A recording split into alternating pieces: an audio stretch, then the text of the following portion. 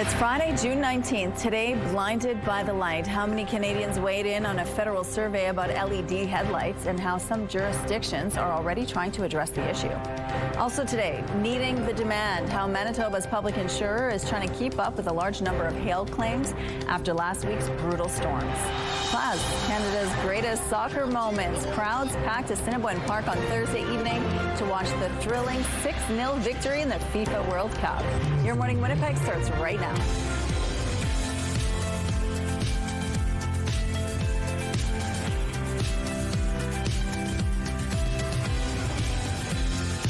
Good morning, Manitoba. Happy Friday. We made it. The weekend is here. Catherine Dow is joining us for weather today. And Teddy Vera is live at the Forks today because on Sunday it is, of course, the summer solstice, June 21st. It's also Indigenous Peoples Day, and there are all kinds of celebrations and events happening at the Forks. So she's going to give us a sneak peek and tell us what you can expect and how really there's going to be some fun for the entire family on Sunday. And if you are heading there on Sunday, lots of sun or some rain? A good amount of sunshine, Good. Rochelle, although again, we're just kind of peakish with our temperatures. 24 is what's typical for this time of year. We've not made it there all week, and we're likely not to by the weekend's end, but that doesn't mean it's not going to be lovely, beautiful. We still have some decent temperatures in store. I'll have details in a moment, but let's stay in the here and now, shall we? Bit of a cloudy start to our day. Temperatures currently at 11 degrees, bit warmer than how we started yesterday. Winds very light out of the south-southwest. Barometric pressure is falling, humidity at 82%. So yes, we have, before the sunshine, a little bit of tumult to get through. A little bit of instability, more than a little bit. You can really see the culprit here. We've got kind of two interlocking systems here, one hovering over the international border, the other really pushing in there from the west, bringing with it a good amount of rainfall and thunderstorm activity to the southwest today in the morning hours, and then likely joining us here in Winnipeg in the afternoon. Our futurecast gives us a better sense. And I don't want to forget about our friends to the northeast, because wow, it's been a soggy week, and I'm happy to say there is a little bit of light at the end of the tunnel. So while today will be rainy for you, you can see that system still swirling there. And as mentioned, that system starts to clip more into Winnipeg and the surrounding Red River Valley, bringing us rainfall and again, maybe some thunderstorm activity. As the day progresses, we still get those little smatterings. So it could be a little bit isolated, a little bit disorganized, but likely to continue overnight while that rainfall also continues to the northeast. The northwest has a slight chance as well. But overnight, while we deal with rainfall and thunderstorm in the south, you're likely to see some rain continuing in the northeast and then finally tapering off into Saturday. That is the good news. I mentioned those peakish temperatures, only 18 degrees today. We do heat up into the weekend, still below seasonal, but lots of sunshine. Thank you, Catherine. Excessive glare and blinding brightness. That's how many drivers describe modern-day LED headlights.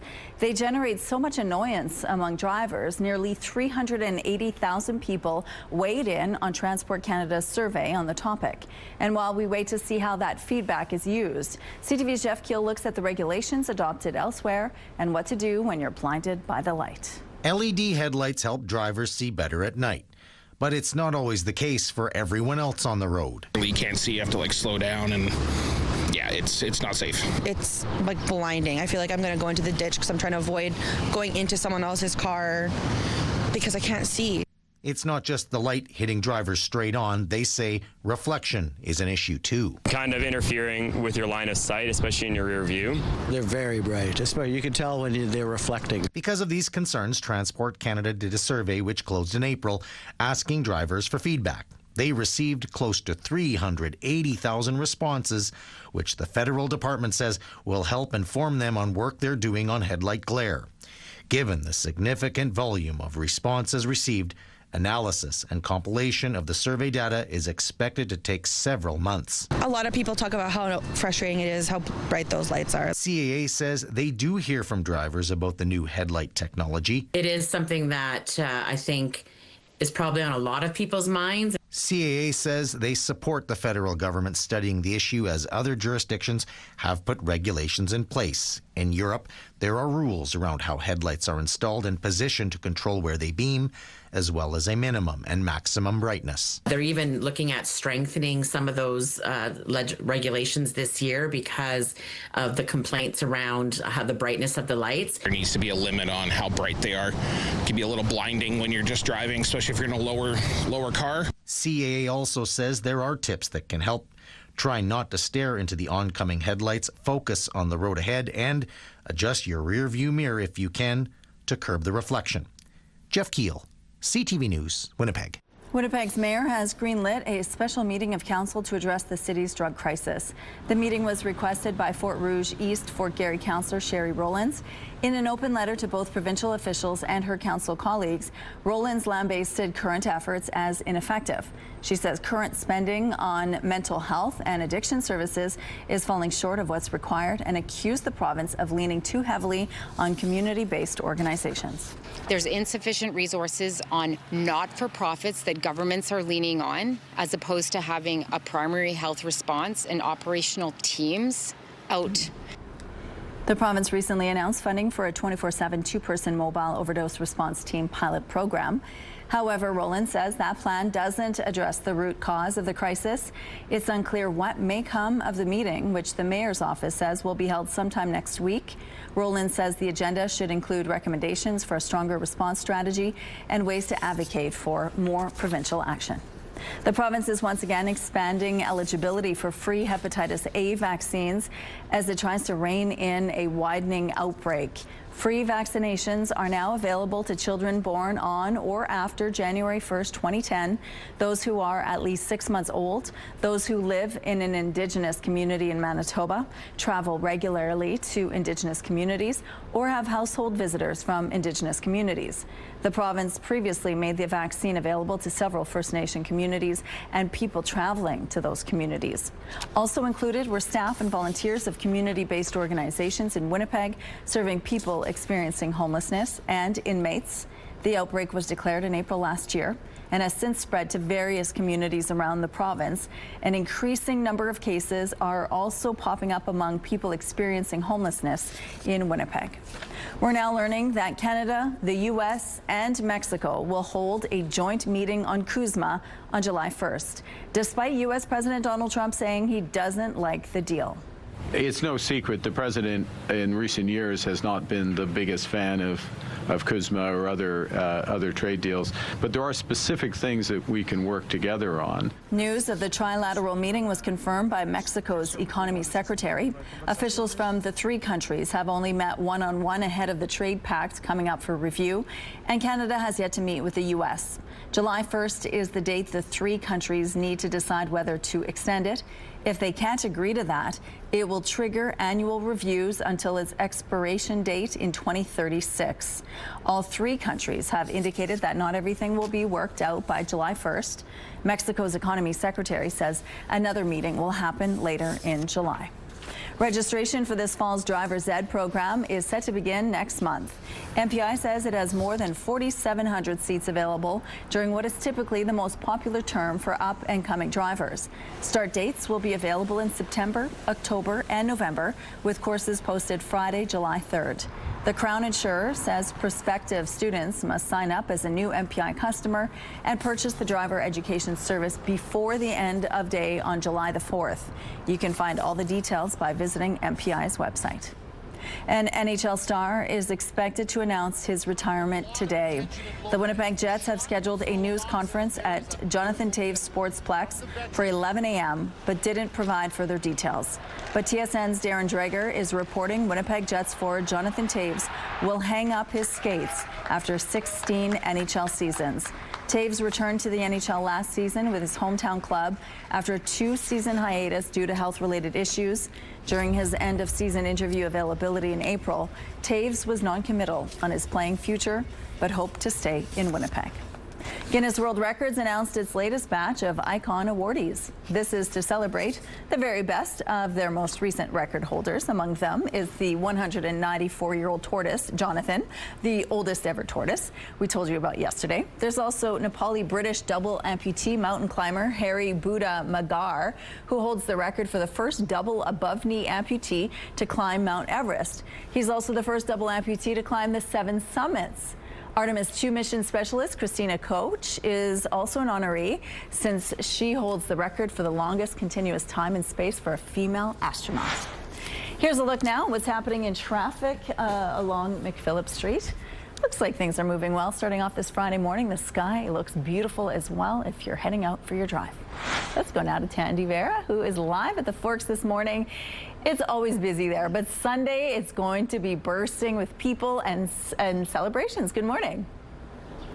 Good morning. Good morning, Manitoba. Yes, Sunday is going to be bursting forth with so much, but not just Sunday. The next 11 days, we're getting a sneak preview to Many Nations, One Heartbeat. And we're going to be basically celebrating Indigenous culture and expression. So there's everything from food, live music, even skateboarding, and I even saw a scavenger hunt. So there's something for everyone. It's a great place for the families to come by. And what I love about it is it's not just about celebrating, it's also about learning, gathering, and connecting. And the perfect place to do it is here at the Forks. For more than 6,000 years, this has been a place of cultural exchange and connection, and that's what Many Nations, One Heartbeat's about. So we're going to be learning more about what's going to be coming up for the next 11 days, so you don't want to miss it. Okay, sounds like fun. Thank you, Tandy. Let's go now to Catherine Dow's on the rooftop. It looks like the sky is lighting up already. It looks like a beautiful start to the day. Not only lighting up, sun rising directly in my eyes, so I am seeing some spots. So forgive me if I read some of our currents wrong, but yes, it actually is a really lovely start to the day, considering we're not going to be having the sunniest Friday to come. I'll have details in a moment, but right now, yes, it's 11 degrees, a fair bit cloudy down here, but as mentioned, the sun is peeking out, so there is a little bit of vitamin D to soak up. Winds are light out of the southwest, parametric pressure is falling, humidity sits at 86%. So much of the province, in fact, all of Manitoba, I will venture to say, has a chance of some rainfall today, and for us here in the south, maybe some thunderstorms. Those are likely to roll in first in the southwest, in and around Brandon, Neepawa, Dauphin, and then roll out to the Red River Valley and into Winnipeg into the afternoon. Temperatures for us chillier than what's typical for this time of year, peaking in the upper teens with some decently strong north or northwesterly winds at 20, gusting at times to 40 kilometers per hour. In the northeast, that rainfall continues. Great news, though, it's looking to taper off into tomorrow, so you finally have some sunshine. And there's also a good chance of rainfall into the northwest, though lighter chance in the Paw and Flin Flon. We're going to take a break here on Your Morning Winnipeg, but stay with us. We've got so much more still to come on this Friday. Weather is brought to you by the Better Business Bureau. Research at bbb.org before you buy.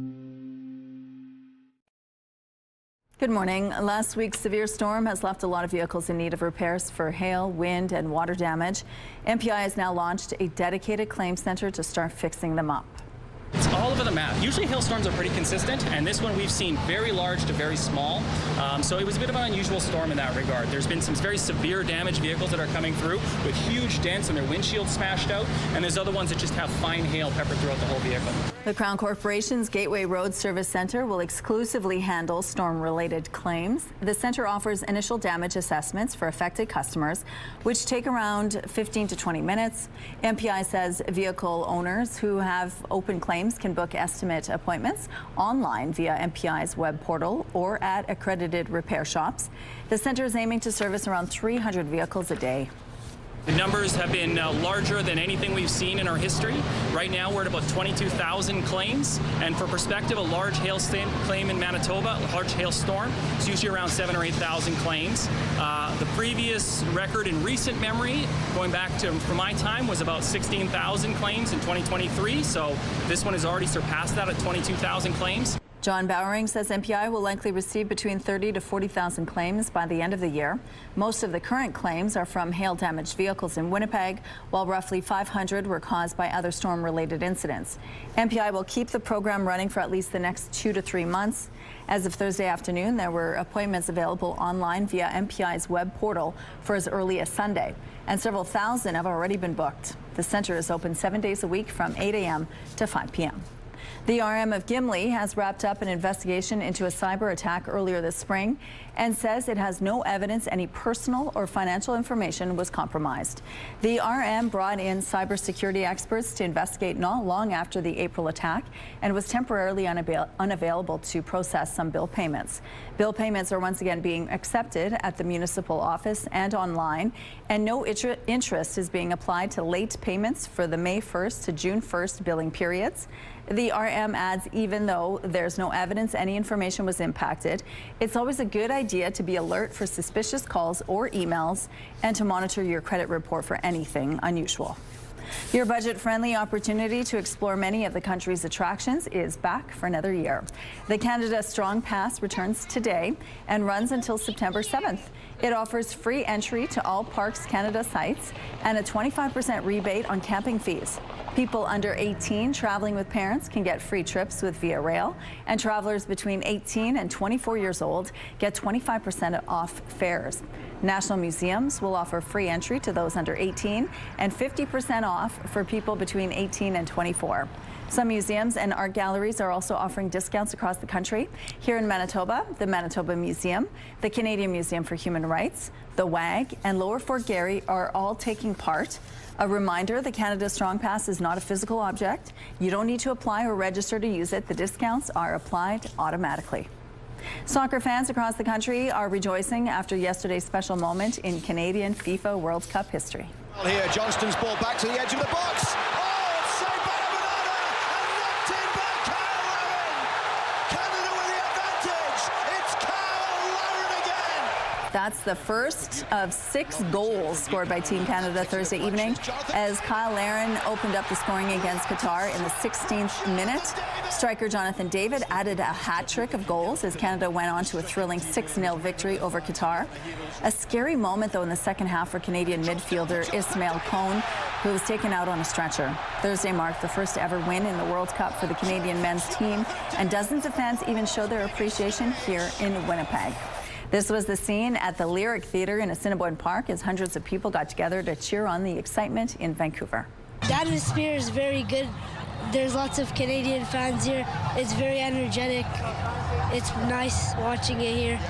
Fans like Mansour brought their Team Canada jerseys and plenty of soccer gear to the jam-packed grounds near the Lyric Theatre. People on bicycles stopped to take in the action on a sunny Thursday evening. Staff at Assiniboine Park Conservancy say their expectations were pleasantly surprised when it came to the turnout and the crowds. So great to see so many people out. You never really know how many are going to show up. It's such a beautiful night, and we're all about just bringing people together, connecting people with nature, connecting people with each other, and that's what we're really seeing here. So it's really heartwarming to see the community come out. Team Canada will next take on Switzerland on Wednesday, June 24th, which will likely determine who finishes atop Group B in the standings ahead of the next round in the FIFA World Cup. Game time is set for 2 p.m. Central. As the Dragon Boat Festival in eastern China approaches, there was some dragon boat fun happening as well. Teams took part in a dragon boat tug-of-war competition.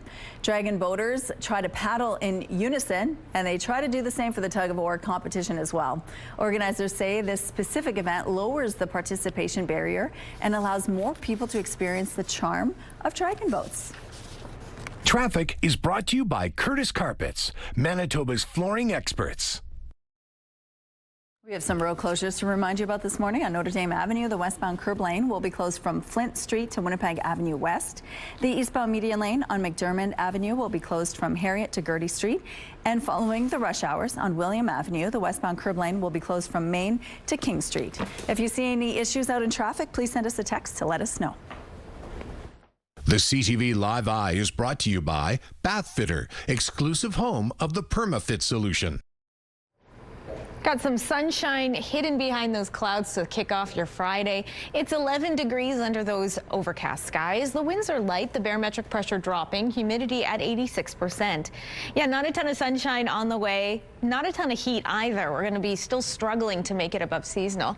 Let's scooch out of the way so everyone can see. Temperatures, though, starting off decent in the mid-teens for areas like Portage-la Prairie, Morden and Winkler, us included, Gimli. A little bit cooler further to the north. Temperatures in and around the 6-degree mark in Lynn Lake, Thompson. Churchill with some mist this morning, starting the day off at 3 degrees. So yes, we could be in store for a whole lot more than mist, as you can tell by our radar. We've got this kind of long L-shaped system here, bringing a good chance of rainfall and thunderstorm activity first to the southwest, so in and around Brandon and Neepawa. You can see those kind of isolated thunderstorms popping up, and then likely pushing into our neck of the woods in time for the afternoon. So certainly you're going to want to equip the kids for a little bit of everything. 13 degrees as they arrive at class under those cloudy skies. 17 is likely. We're already going to see a little bit of rainfall, some pockets or two. I want to note it's probably not going to be terribly organized. It could stop and start a little bit and likely continue on into the later late afternoon as kids head home at 17 degrees. We're only getting a hair warmer than that at 18. Winds will be decent out of the north at 20, gusting at times to 40 kilometers per hour. From there, we're likely to continue with the rainfall and thunderstorm activity overnight as temperatures dip down to 8 degrees. Then things clear out very nicely into the weekend. However, our temperatures not rebounding until next week. As you can see, lots of sunshine on Saturday with a high of 20. Warmer for Father's Day at 22 degrees on Sunday. And then we drop a little bit on Monday with those clouds rolling in. And then we slowly start an uptick into the next part of next week. The middle part of next week. That's what I was trying to say. Your Skywatch picture of the day, a faint but beautiful rainbow taken in St. James by Michelle. Thanks for snapping in, sending in, and keep yours coming to Winnipeg Weather at ctv.ca.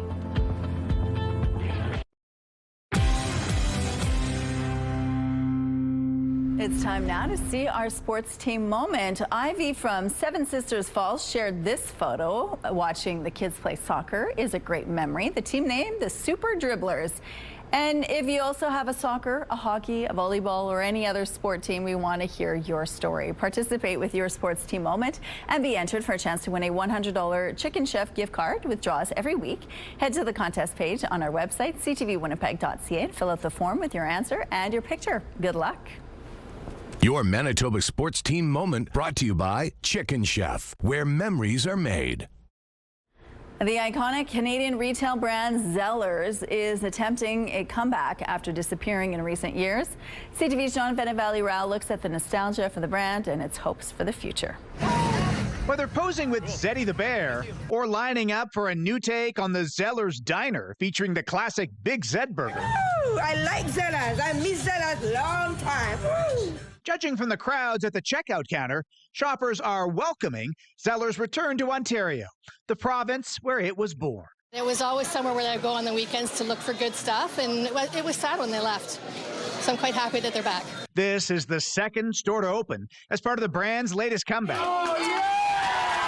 which began last year in Edmonton. Who gives you more, Zellers or the competition? Of course, millions of Canadians remember shopping at Zellers, a retailer that started almost a century ago. But in 2013, the stores largely disappeared. Hudson's Bay tried to revive the brand inside its own locations, but that effort failed when the Bay itself collapsed. Now Zellers is back under new owners who believe shoppers will like what they see amid an affordability crisis. Value never goes out of style, so that's very important to note. We feel that right now is a great time for bringing Zellers back. The retailer offering up T-shirts for as low as $10, and experts say its lower price point could appeal to struggling families. It is part of a trend of a gravitation toward value. So if you look at folks like Dollarama, Giant Tiger, Costco, Walmart, they've all done really well being value players. Zellers' new owners say they hope to open stores across the country. Some analysts think it could fill a need as the trade dispute with the U.S. continues. We really need a Canadian player in the discount end of the market to give some consumers choice in terms of where they're buying and whether or not they're buying Canadian. And the nostalgia, for now at least, proving popular. Meanwhile, the next new Zellers is slated to open in Windsor, Ontario next month. John Valley-Rao, CTV News, Toronto. Here's a look at what's happening right now on Provencher Bridge. Things are still quite light, but you can see those clouds are slowly moving in. We're going to have more news, traffic, and weather after the break. Stay with us.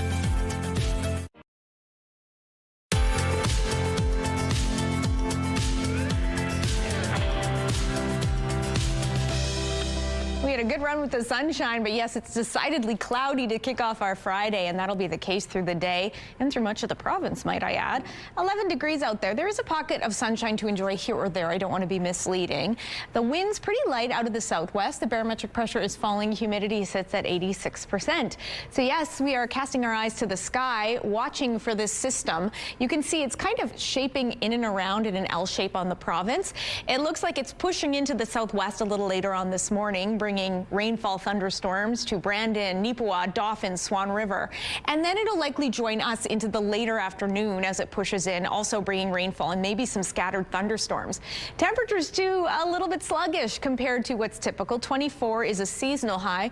We're getting up to 18 degrees. It's been a difficult task for us. We haven't really made it to more typical values this week. We should see an end to that next week. That's the good news. The wind's also a bit of a factor. Strong out of the north at 20, gusting at times to 40 kilometers per hour. That instability with that rainfall likely to continue overnight. Good amount of cloud coverage. Wind staying strong. Temperatures dipping down to 8 degrees. And from there, tons of sunshine on the way for the weekend, but not packing a ton of heat. 20 degrees with those lighter northwesterly winds under mainly sunny skies. And then just in time for Father's Day, we get slightly warmer with, again, more sunshine, 22 degrees, not a ton of cloud coverage. Not the same can't be said for Monday when things cloud over, temperatures at 19. Low chance of showers overnight, likely continuing into Tuesday. But then we finally start to see our temperatures heat up into mid next week. So we have that to look forward to. Thank you, Catherine. Passengers on a Winnipeg transit bus are being credited with stopping an alleged sexual assault Sunday night. Police say a man and woman who didn't know each other began talking in the 3900 block of Portage Avenue before the man started hugging and kissing the woman. She broke free and jumped onto a nearby bus where the suspect followed her and allegedly sexually assaulted her. That's when other passengers intervened. Police arrived not long after and arrested a 23-year-old man. The House of Commons breaks for the summer, leaving some key bills in limbo. CTV's Rachel Aiello takes us through what was accomplished this session and what wasn't. I think I'll be taking a week somewhere, yeah. Very nice. Yeah, take care. MPs are now on summer recess. The House of Commons adjourning Thursday afternoon after what the Liberals say was a productive sitting. In the spring sitting we are finishing today, MPs passed 21 government bills in the House in 14 weeks. Among the key pieces of legislation the government has recently passed are a series of justice bills, including on bail reform and hate crimes, legislation to implement the measures promised in the budget, and the bill granting police new access powers. Though those last two still need to clear the Senate. There are also several bills that have been left in limbo until the fall, including the so-called Safe Social Media Act, privacy reform legislation, and a bill to ban goods made with forced labor. The Conservatives, despite agreeing to wrap a day early, said Prime Minister Mark Carney didn't get enough done, slamming him for skipping dozens of question periods. Canadians will continue to ask, where are the results, while the Prime Minister continues to hide. When the spring sitting began, Carney had a minority government. But thanks to floor crossers and by-elections, the Liberals secured a majority in April, making it easier to advance their agenda. So they are basically working as if they were the only party in the House. Asked if he's kept track of how many times the Liberals leveraged their standing to shut down debate, the government House leader said no. I have not. Why not? I have bills to pass, work to do. MPs will be spending the next 2.5 months in their ridings, with the Liberals headed into the summer hiatus with a double-digit polling lead over the Conservatives. The Prime Minister has announced funding to build a new school and modernized healthcare centre in Tumbler Ridge, BC. A new school for bright kids to learn, grow, and dream, and better facilities for the incredible healthcare workers who support those in need. The federal government and the province will each pitch in $100 million. The new school will replace the old one at the site of the horrific mass shooting in February that left 8 people dead. Carney said construction will begin this summer, starting with the removal of the existing school. Grade 7 and 8 students from Shaughnessy Park School hosted a community-led smudge walk Thursday in Gilbert Park.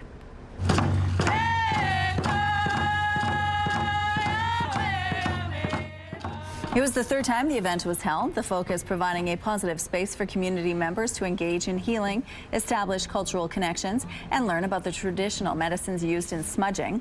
The event was also fully planned by the students as a way of teaching them transferable life skills. So these are kids who had trouble engaging in the classroom or even with attendance. So we wanted to build life skills, but more in a fun way, but also involve them in their community because this community is so big that we just want people to know that they have young leaders emerging. The day finished off with a large celebration and solstice feast at a community center. The Winnipeg Blue Bombers are adding a legendary coach and general manager to the club's Ring of Honor this summer. Well, I think anytime you win, it doesn't matter whether you're an assistant or a head coach or if you're a part of the organization, I think it's super. I really do. Cal Murphy steered the Bombers to a Grey Cup victory in 1984 from the sidelines and two more as GM in 1988 and 1990. Murphy, who was born here, was inducted into the Winnipeg Football Club Hall of Fame in 2002 and the Canadian Football Hall of Fame in 2004. Murphy died in 2012. A statue of him was unveiled outside Princess Auto Stadium in 2017. He will be honored at halftime on July 30th when the Bombers host the BC Lions.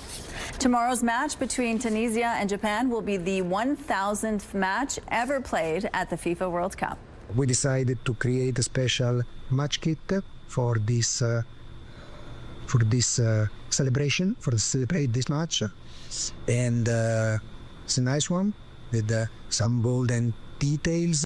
To mark it, Romanian referee Istvan Kovacs will wear a special one-off shirt. Kovacs is one of the most accomplished referees in the sport and has worked a number of big games, including the Champions League and Europa League finals. Here's a look at what's happening now. Traffic along the Norwood Bridge, still quite light to start off this Friday morning. If you have any traffic tips to share with us, please send us a text. And here's a look at your gas prices in Winnipeg. The average continues to fall. It's set at $1.55 today, and the lowest price in the city is $1.44. All this information is on GasBuddy.com. The Price at the Pump is brought to you by the Kidney Foundation. Help by donating your car today. Coming up, it's Indigenous Peoples Day on Sunday. We're going to tell you about what's happening there this weekend as well as the rest of the week. Stay with us.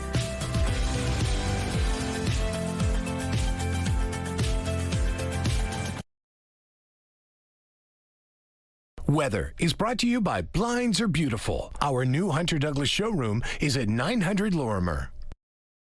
Believe it or not, this is probably going to be the sunniest part of the day for us here in Winnipeg because the clouds are set to roll in throughout the day, not only here but all throughout Manitoba. Currently, it's 11 degrees, overcast as mentioned, winds are light, barometric pressure falling, humidity at 86%. So yes, quite a bit of moisture heading our ways. Everyone grab those umbrellas, keep them primed. We'll start off in the northeast where you've been dealing with that rainfall for the last couple of days. Looks like another soggy day for you. However, good news, some relief in sight. Overnight, those raindrops will continue, but tomorrow you're likely to finally get some sunshine. The rest of the province as well, likely dealing with rainfall, maybe some instability in the form of thunderstorms. For us here in the south, areas will start to see the activity start later this morning in places like Brandon, Nepo, and Dauphin, while we in Winnipeg will likely get that thunderstorm activity into the afternoon. Temperatures throughout much of the province peaking in the upper teens, below seasonal. That's why I'm mixing up my words. A little bit cooler, though, in the northeast.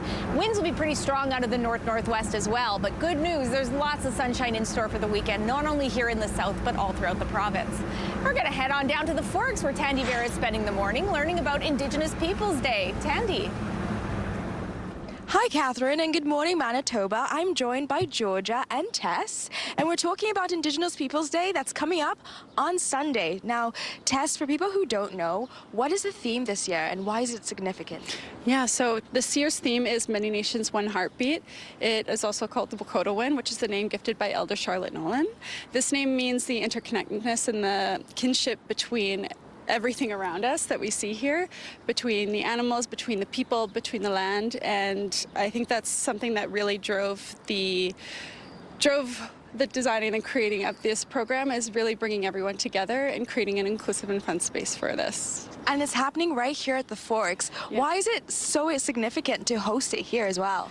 Well, I feel like it feels like a little bit of a no-brainer because, I mean, the Forks has been the meeting ground for over 6,000 years and has continually been a really great hotspot. So what an amazing place to facilitate it, and what an amazing group of people that we have here. Yeah. That's amazing. And it's going to be jam-packed as well. Georgia, what can people expect on Sunday? People can expect a full day of family-friendly programming. We have activities going on from 11 a.m. to 9 p.m. We have a powwow happening, an Indigenous handmade market. We have something going on at the skate park. There's just so much going on, and we hope everyone can come out for it. And if people miss out on Sunday, you can still attend more events. Can you chat a bit more about that? Yeah, so on Sunday, it's our first day of Many Nations One Heartbeat. So it's 11 days of programming that's going to tie us from Indigenous Day to Canada Day. So we're going to have celebrating different treaties all throughout the week. So people can check out on our website everything that we have going on. There's tons of programming planned.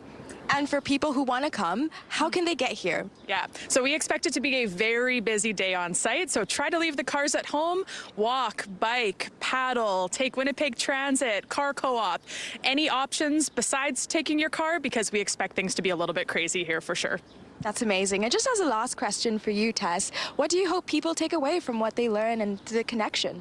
I think just embracing and learning, and I think just being curious. And I think that's the biggest thing, is just be curious, come and explore, and just have a good time. That's perfect. Well, thank you so much both for joining us this morning. And if you want to come on Sunday, kickoff is at 10:30 a.m. Here's a look at the early markets. The Dow Jones dropped 129 points. The Nasdaq is 140 points lower. The S&P index had small losses. And the Canadian dollar slightly decreased, set to 70.72 cents U.S. Overseas, the Hang Seng lost 387 points, and the Nikkei added 196 points. Good morning. It is 6:46. Mounties are asking for your help after the body of a man was found in a northern First Nation community. RCMP say the 21-year-old man was found dead around 3 a.m. Wednesday in an open area in Leaf Rapids. His death is considered suspicious.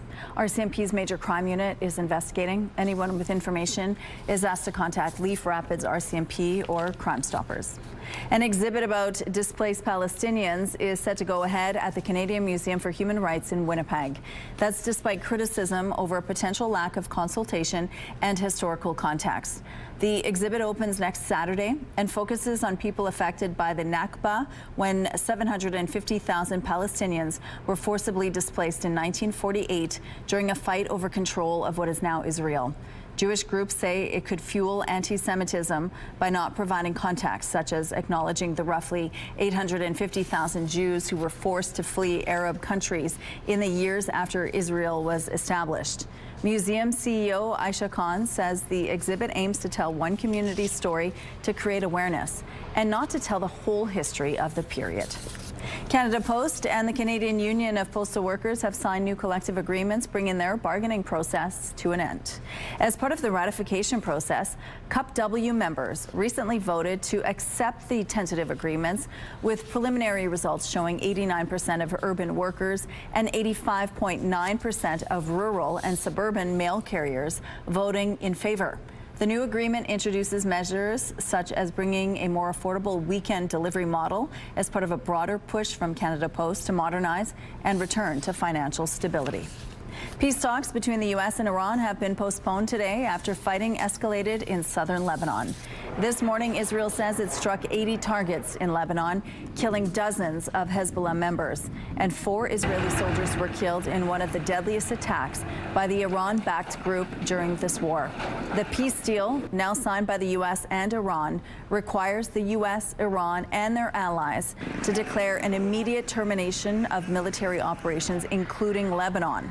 The two sides were set to sit down today in the Swiss Alps for their first negotiations, but Vice President J.D. Vance canceled his trip late last night. The talks were also meant to launch a 60-day period of negotiations to resolve key long-term issues and ensure a permanent end to the war. A celebration of newcomers to Canada brought families to downtown Winnipeg Thursday. Theme of today is We're Better Together. Community members shared their stories, enjoyed cultural performances and other activities at the World Refugee Day celebration in Central Park. It highlights the contributions newcomers have made to Manitoba's economy, social and cultural lives. When you hear refugee, I think of resilience. These are folks that have left everything behind, loved ones, their homes, to seek safety. And they're trusting Canada to be able to provide that safety. The World Refugee Day celebration was hosted by the Manitoba Association of Newcomer Serving Organizations and 30 partner organizations. Last year, Manitoba helped resettle 2,500 refugees. Ultra-processed foods are leading to soaring teen obesity rates. A major global study suggests teens who consume more ultra-processed foods are nearly 70% more likely to become overweight or obese. These foods are packed with junk like sugar, additives, and unhealthy fats. Because of this, they are more addictive, have fewer key nutrients, and despite being packed with calories, they leave you feeling empty.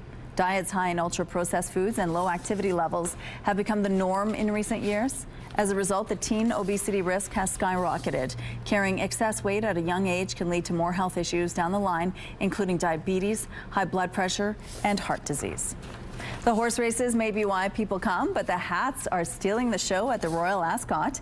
They're extravagant, elaborate, and sometimes even gravity-defying. These hats and so-called fascinators are definitely turning heads. The 5-day horse racing event runs until tomorrow. We have some road closures to remind you about this morning. On Notre Dame Avenue, the westbound curb lane will be closed from Flint Street to Winnipeg Avenue West.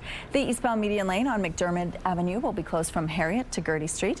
And following the rush hours on William Avenue, the westbound curb lane will be closed from Main to King Street. If you have any other traffic tips, please send us a text. Those hats are amazing, but I am a migraine girly, so I think 20 minutes wearing one for me, I would be in my bed for a week after, but they look incredible. Not so incredible outside. It's quite cloudy, 11 degrees, a bit of an ominous start to the day. There are some pockets of sunshine, though, out there. It's going to be likely our clearest point of the day. Winds are light, pressure is falling, humidity sits at 86%.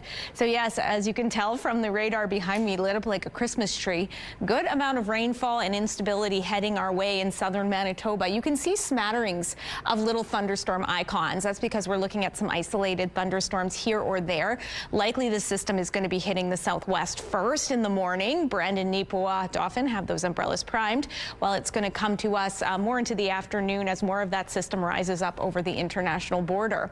In terms of the rest of the province, though, you are not immune. The Northeast is sick of the rain by now, I'm going to guess. You've had a rainy couple days. The good news is you should get some sunshine tomorrow, but not before a little bit more precipitation. Just 5 degrees in Churchill, where it's already misting this morning, but much warmer in Gillam at 18, 12 in Thompson, Island Lake at 11 with that light snow, or late, not snow, don't say the S word, light rainfall. To the northwest we go, temperatures warmer in the 16-degree mark.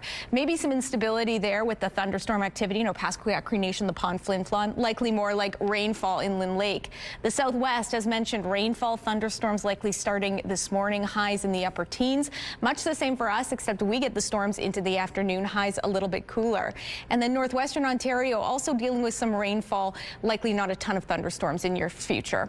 And then overnight we continue with the rainfall before we finally get that sunshine back tomorrow with a high of 20, heating up on Sunday at 22 degrees.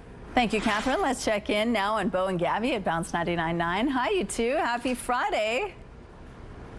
Oh, we're happy, Rochelle. How about Canada yesterday? Oh, yeah. 6-0. Fun game. Oh. It was great. It was a fun game. Hey, to kick things off today, I've got a couple of soccer-related dad jokes because, of course, Father's Day is on Sunday. So I haven't even told Gabby these yet. So here you go, guys. Okay. How do you light up a soccer stadium?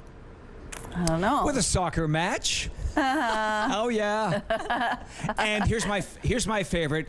Why was Cinderella bad at soccer? I don't know why. Because she kept running away from the ball. Oh, because she kept running away from the ball. Classic. I'm laughing.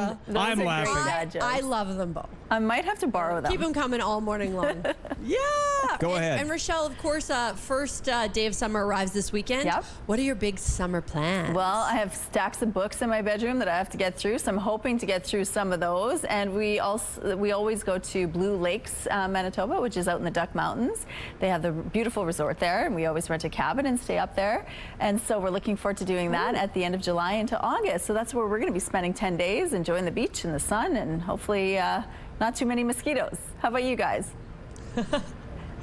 Never been to Duck Mountains. I've always wanted to go, so I'll keep that in mind. It's nice to get the places you haven't been to in the summer. Yeah. I'm going to spend a lot of time in my backyard. I've spent the last couple of summers rejuvenating an old swimming pool I had. Pretty well replaced everything. Big. So it is big. It's a big old swimming pool. It's an old one, but I got to use it now that I spent all this money on it. So that's my plan. Gabby? A couple of Bounce employees have been waiting for an invite to that pool. Yeah. Chris J for years, me for as many months as I've known Bo. I'm going to spend my whole summer getting invites to other people's pools, including Bo's. We don't have a swimming pool, but I got friends. Time for a pool party. Okay. Thanks, you guys. Have a great weekend. Happy Father's Day, Bo. The road to recovery can be littered with challenges, or in the case of one Vancouver man, it's truly littered.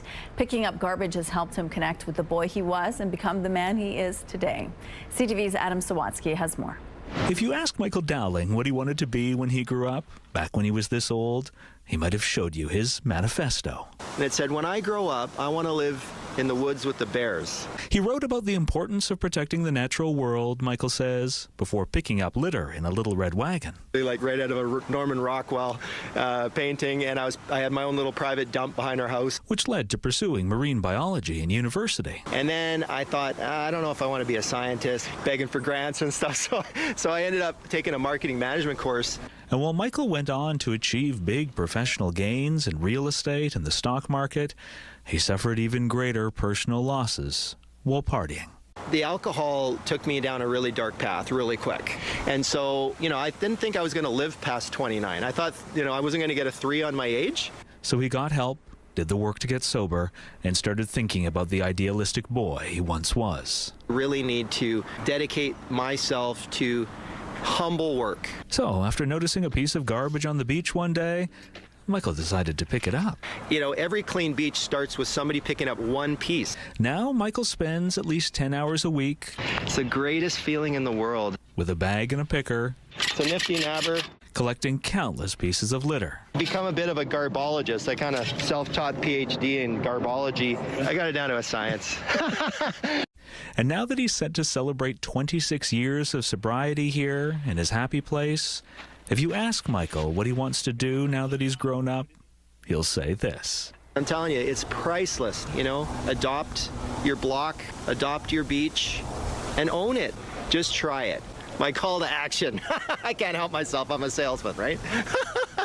Adam Sawatsky, CTV News. Beautiful. Here's a look at what's happening outside now on Taché Avenue. Still no rain at this point, but the clouds certainly have moved in. But we're going to take a break. We'll be back after this.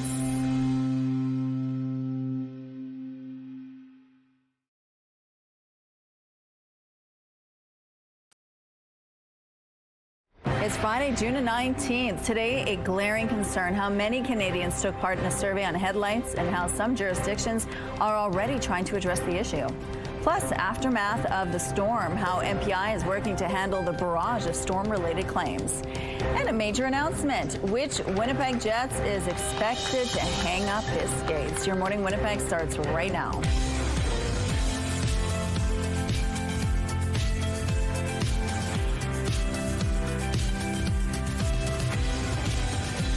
Good morning, Manitoba at 7 o'clock on your Friday. We finally made it to the end of this week. We are here, and coming up at 7:52, if you like singing in the car, you like singing by yourself, or you just want to sing with others, there is a chance for you. It's actually a summer camp. It's called Earth Song, and they're offering some singing camps this summer just for adults. I was just going to ask you. I was like, can adults attend? Asking for me, the worst singer. So it's geared for you, Catherine, and many others of you at home, I'm sure. So we're going to find out more about that and how you could join in. But the weather today will be a little bit wet, but the weekend looks pretty good. It looks lovely, although still not terribly hot. Though some people really don't like those more typical June temperatures. You're in luck today because it's going to be moderate, and not only today, but for the rest of the weekend, and lots of sunshine on the way. But we got to get through today first. You can tell it's looking a little bit gray out there. It's 11 degrees with some light southwesterly winds. Pressure is falling, humidity at 86%. So yes, we're eyeing some potential potential storms coming our way. You can see it pretty vividly on our radar. It's kind of in a diagonal, almost an L shape there. So it's likely to arrive in the form of rain and some scattered thunderstorms over in southwestern Manitoba, and then for us here in Winnipeg and the surrounding Red River Valley into the afternoon. Our futurecast also shows us that upper low that's really been plaguing the Northeast. That's what's been causing all that rainfall. It's been scattered, but it's definitely been off and on and doggedly determined to stick around. The good news is, as today you do see it hanging, so more rainfall. In fact, it's already misting in Churchill, and it will likely hang on overnight. Tomorrow you get some sun, excuse me. And then today, so we start to see that system peek into our area. Likely that rainfall and thunderstorm activity could continue overnight. There's that system impacting the Northeast. And then tomorrow we clear out nicely. The north starts to get a little bit more sunshine, and our temperatures, though not quite seasonal, they will be warmer than what we're seeing today. We're getting up to about 18 degrees here today in Winnipeg on Friday. 24 is more what's typical. And then tomorrow we start to get up slowly in terms of our heat. 20 degrees on Saturday with lots of sunshine. And then for Father's Day, a high of 22 before we cloud over to start off next work week. Your weather art of the day. This one's incredible, drawn by 11-year-old Owen. I love this charcoal drawing. It's just absolutely stunning. Thanks for sending that in, Owen. And if you want to submit your child's weather art of the day, you can visit our website, ctvnewswinnipeg.ca. Don't forget to fill out the form, because your art can be shown on Your Morning Winnipeg, and it's also going to enter you into our monthly contest for a chance to win a $100 gift card from Crocodoodle on Kenaston. The weather art of the day is brought to you by Crocodoodle. Spend quality time with loved ones and paint memories together. Excessive glare and blinding brightness. That's how many drivers describe modern-day LED headlights. They generate so much annoyance among drivers. Nearly 380,000 people weighed in on Transport Canada's survey on the topic. And while we wait to see how that feedback is used, CTV's Jeff Keel looks at the regulations adopted elsewhere and what to do when you're blinded by the light. LED headlights help drivers see better at night. But it's not always the case for everyone else on the road. You can't see, you have to slow down, and yeah, it's not safe. It's like blinding. I feel like I'm going to go into the ditch because I'm trying to avoid going into someone else's car because I can't see. It's not just the light hitting drivers straight on. They say reflection is an issue too. Kind of interfering with your line of sight, especially in your rear view. They're very bright, especially you can tell when they're reflecting. Because of these concerns, Transport Canada did a survey which closed in April, asking drivers for feedback. They received close to 380,000 responses, which the federal department says will help inform them on work they're doing on headlight glare. Given the significant volume of responses received, analysis and compilation of the survey data is expected to take several months. A lot of people talk about how frustrating it is, how bright those lights are. CAA says they do hear from drivers about the new headlight technology. It is something that I think is probably on a lot of people's minds. CAA says they support the federal government studying the issue as other jurisdictions have put regulations in place. In Europe, there are rules around how headlights are installed and positioned to control where they beam, as well as a minimum and maximum brightness. They're even looking at strengthening some of those regulations this year because of the complaints around how the brightness of the lights. There needs to be a limit on how bright they are. It can be a little blinding when you're just driving, especially if you're in a lower car. CAA also says there are tips that can help. Try not to stare into the oncoming headlights, focus on the road ahead, and adjust your rear view mirror if you can to curb the reflection. Jeff Keel, CTV News, Winnipeg. Last week's severe storm has left a lot of vehicles in need of repairs for hail, wind, and water damage. MPI has now launched a dedicated claims center to start fixing them up. It's all over the map. Usually hailstorms are pretty consistent, and this one we've seen very large to very small. So it was a bit of an unusual storm in that regard. There's been some very severe damaged vehicles that are coming through with huge dents and their windshield smashed out, and there's other ones that just have fine hail peppered throughout the whole vehicle. The Crown Corporation's Gateway Road Service Center will exclusively handle storm-related claims. The center offers initial damage assessments for affected customers, which take around 15 to 20 minutes. MPI says vehicle owners who have open claims can book estimate appointments online via MPI's web portal or at accredited repair shops. The center is aiming to service around 300 vehicles a day. The numbers have been larger than anything we've seen in our history. Right now, we're at about 22,000 claims. And for perspective, a large hail claim in Manitoba, a large hailstorm, is usually around 7,000 or 8,000 claims. The previous record in recent memory, going back to from my time, was about 16,000 claims in 2023. So this one has already surpassed that at 22,000 claims. John Bowering says MPI will likely receive between 30,000 to 40,000 claims by the end of the year. Most of the current claims are from hail-damaged vehicles in Winnipeg, while roughly 500 were caused by other storm-related incidents. MPI will keep the program running for at least the next 2 to 3 months. As of Thursday afternoon, there were appointments available online via MPI's web portal for as early as Sunday, and several thousand have already been booked. The center is open 7 days a week from 8 a.m. to 5 p.m. The Canada Strong Pass is back for another year. This means free or discounted admission to national parks, museums, and historic sites over the summer. The pass also includes a discount on camping fees and rail travel. A reminder, there's no need to sign up. There's no physical Canada Strong Pass. People just need to show up and claim the discount. The pass is good from today to September 7th. Soccer fans across the country are rejoicing after yesterday's special moment in Canadian FIFA World Cup history. Austin's ball back to the edge of the box. Oh, it's saved by Avenada and knocked in by Kyle Laren. Canada with the advantage.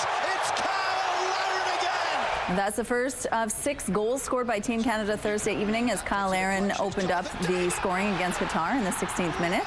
Striker Jonathan David added a hat-trick of goals as Canada went on to a thrilling 6-0 victory over Qatar. A scary moment, though, in the second half for Canadian midfielder Ismail Cohn, who was taken out on a stretcher. Thursday marked the first ever win in the World Cup for the Canadian men's team, and dozens of fans even showed their appreciation here in Winnipeg. This was the scene at the Lyric Theatre in Assiniboine Park as hundreds of people got together to cheer on the excitement in Vancouver. The atmosphere is very good. There's lots of Canadian fans here. It's very energetic. It's nice watching it here.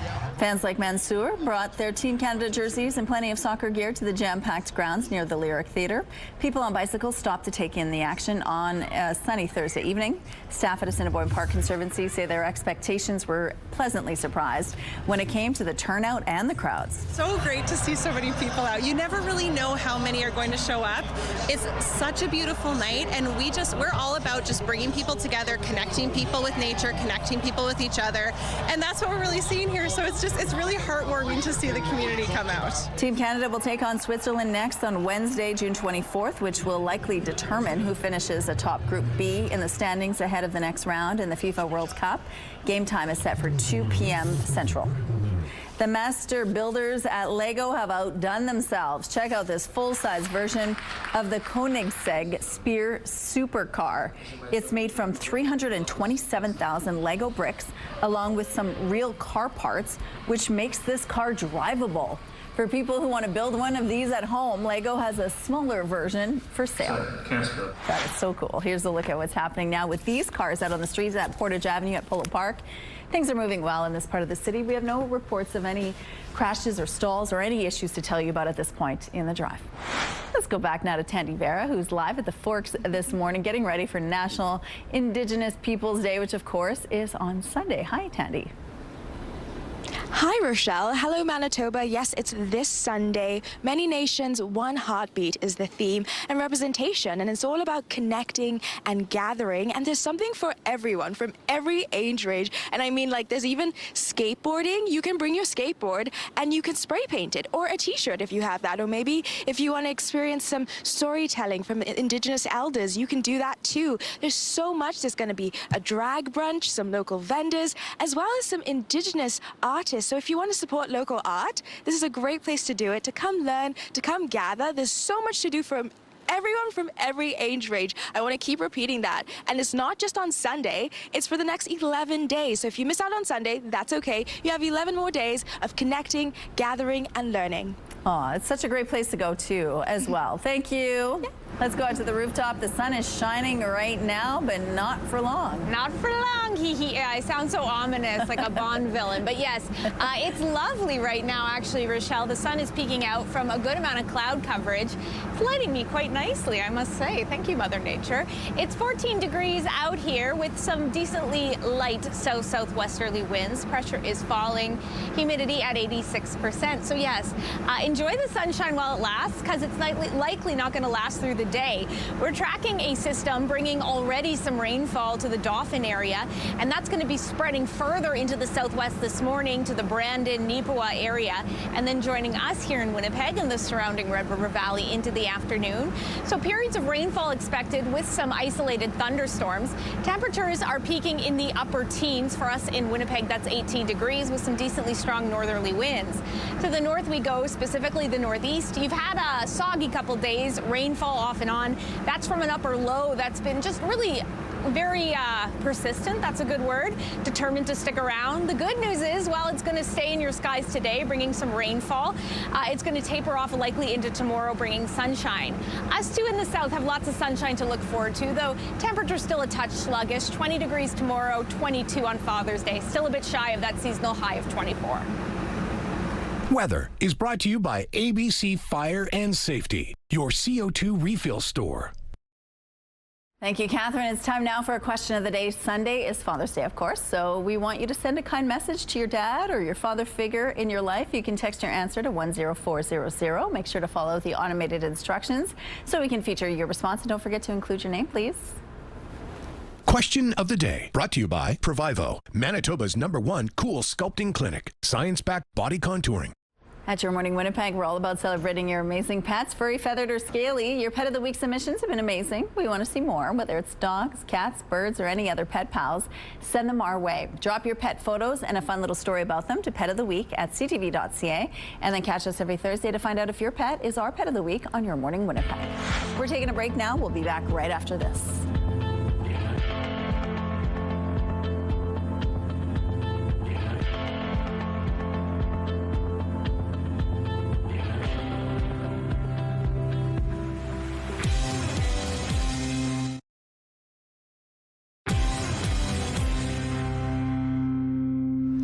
Good morning. The province is once again expanding eligibility for free hepatitis A vaccines as it tries to rein in a widening outbreak. Free vaccinations are now available to children born on or after January 1st, 2010. Those who are at least 6 months old, those who live in an Indigenous community in Manitoba, travel regularly to Indigenous communities, or have household visitors from Indigenous communities. The province previously made the vaccine available to several First Nation communities and people traveling to those communities. Also included were staff and volunteers of community-based organizations in Winnipeg serving people experiencing homelessness and inmates. The outbreak was declared in April last year and has since spread to various communities across the province. An increasing number of cases are also popping up among people experiencing homelessness in Winnipeg. A funeral was held for Ontario Provincial Police Officer Tarun Bali, who was killed in the line of duty last week. Losing a son is a pain that is impossible to put into words. But if there is one message I would like to leave with everyone today, it is this: please and humbly I will say, everybody, respect this profession. Tarun Bali was just 29 years old. The OPP officer was killed in Northern Ontario. He was remembered for his selflessness and courage at an emotional service attended by dignitaries, family members, and hundreds of Bali's fellow officers. Ontario Premier Doug Ford also gave an emotional speech saying the people of Ontario must never forget Bali's sacrifice. Bali is the second OPP officer to be killed in the line of duty in the last couple of months. An NHL star is expected to announce his retirement today. The Winnipeg Jets have scheduled a news conference at the Jonathan Toews Sportsplex for 11 a.m., but didn't provide further details. But TSN's Darren Dreger is reporting Winnipeg Jets forward Jonathan Toews will hang up his skates after 16 NHL seasons. Toews returned to the NHL last season with his hometown club after a 2-season hiatus due to health-related issues. During his end-of-season interview availability in April, Toews was non-committal on his playing future, but hoped to stay in Winnipeg. Here's a look at the current traffic situation now along Osborne Street. Things are moving quite well in this part of the city. If you encounter any problems out there, please give us a heads up by texting us at 10400. Traffic is brought to you by Mr. Lube Plus Tires. No appointment needed. As a sign of the season, the Leaf Summer Display is now open. It's called Prairie Picnic and is a celebration of plants that feed the world physically, culturally, and ceremonially. Located at the Babs Asper Display House, guests will have the opportunity to view picnic tables with unique botanical place settings, a gazebo with living mosaic cushions, and even floating hot air balloons. Prairie Picnic is included with regular Leaf admission. The display runs through September 13th. Some sad news out of the entertainment news world. Daveed Chase, best known as the voice of Lilo in the animated Disney film Lilo and Stitch, has passed away at the age of 35. Hi. Oh, hi. Wow. Her father told the New York Times that she died in hospital from complications of bacterial meningitis and a blood infection. He said his daughter, from whom he was estranged, has been struggling with drugs since the age of 13 and had been homeless and living in Los Angeles at the time of her death. Fans of Spider-Man are getting a new look at the long-awaited sequel, swinging into theaters this summer. What do you think they're looking for? Oh, see, you stumbled across my board. I'm not one of those weirdos, I swear. He's a little weird. Spider-Man Brand New Day sees Tom Holland return as the title character alongside familiar faces like Zendaya, Jacob Batalon, and Mark Ruffalo. The film picks up after 2021's Spider-Man No Way Home, and it sees Peter Parker facing new challenges in a New York City that's forgotten he exists. The Sony Marvel movie is out July 31st. And here's your primetime lineup for today. Spring Break Murders starts at 7. Crime Scene Investigators comes next at 8. And Boston Blue wraps things up at 10 o'clock. It's all right here tonight on CTV. The CTV Live Eye is brought to you by Bath Fitter, exclusive home of the PermaFit solution. Casting our eye to the sky, looks a bit ominous in the downtown this morning because, yes, we are keeping our eyes on a storm moving into our neck of the woods likely later today. Details on that in a moment, but right now it's decent with our temperatures 14 degrees, winds pretty light out of the south-southwest, pressure falling, humidity at 86%. So the good news is we're all kind of in the same boat today with that rainfall and temperature-wise as well. We're starting off on a decently warm note for the time of day in the mid-teens through most areas, a little bit cooler through southwestern Manitoba and Brandon and Dauphin, Swan River at 12 degrees. It's quite chilly in Churchill at 3 degrees where light rain has begun. 7 in Island Lake and Thompson, 6 in Lynn Lake, 11 in the Pas.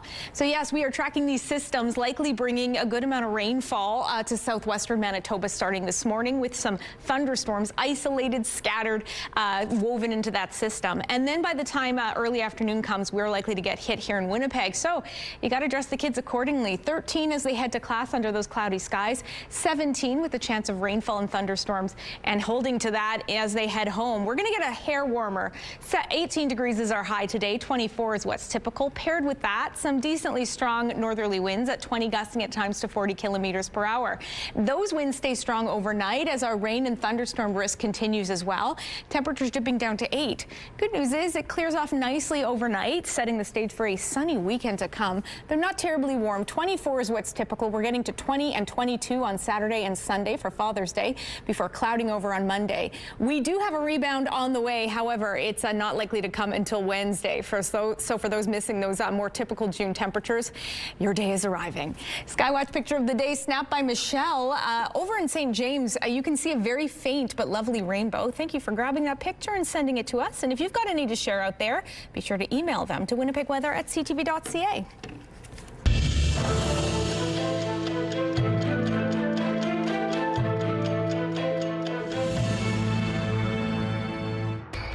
June 19th, 1816. The Seven Oaks Massacre, also known as the Victory of the Frog Plain, occurred in what is now Winnipeg. A group of Métis killed Hudson Bay Company Governor Robert Semple and 20 of his men when they tried to stop the Métis from transferring supplies to the rival Northwest Company. June 19, 1948.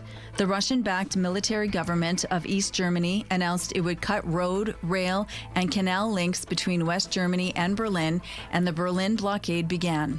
Western Air Forces flew in food and fuel supplies until the blockade ended on May 12, 1949. During the course of the blockade, Allied planes delivered about 2.3 million tons of supplies to West Berlin. June 19, 2013. James Gandolfini, whose portrayal of mob boss Tony Soprano in HBO's The Sopranos helped create one of TV's greatest drama series, died of cardiac arrest while vacationing in Rome. He was 51. The governor of New Jersey ordered flags to be flown at half-staff when Gandolfini's body returned home, one of many tributes to the late actor. The Obamas are in Chicago for the opening of the Barack Obama Presidential Center alongside several high-profile guests. You did it all with such grace and class and cool that you made the hardest job in the world look like a walk in this beautiful park. Former Presidents Joe Biden, George W. Bush, and Bill Clinton were all in attendance, along with former Prime Minister Justin Trudeau. The invite-only celebration kicks off a weekend of events at the center, which opens to the general public tomorrow. Time now for this week's Adorable Adoptables. We begin with Shyla. This girly pop is almost 8 months old. She loves other dogs and definitely wants a buddy. Shyla can come on strong, so if you have a confident, tolerant dog looking for a little sister, this might be your girl. Next up is Icy. If you're looking for a dog who's kind of a cat, Icy is your girl. This 2-year-old needs a quiet home with people who want to earn her trust. A true couch dog. Icy loves to lounge and get belly rubs. And meet Fritz. He's a sweet and cuddly cat who loves to be pet. Fritz is known for his friendly and brave demeanor, making him an excellent companion. If you think you can offer any of these animals a good home, just head down to the Winnipeg Humane Society or give them a call. The number is there on your screen. The Winnipeg Folk Festival is on the horizon, and we have a contest for you.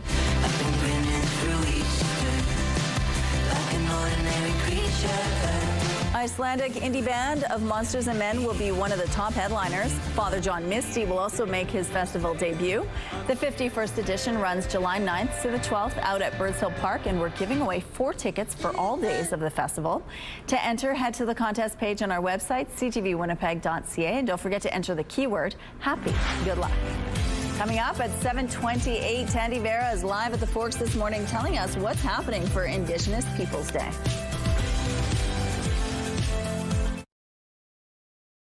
Let's go to Tandy Vera now, who's live at the Forks. National Indigenous Peoples Day is happening on Sunday and throughout the week that is following. Good morning, Tandy.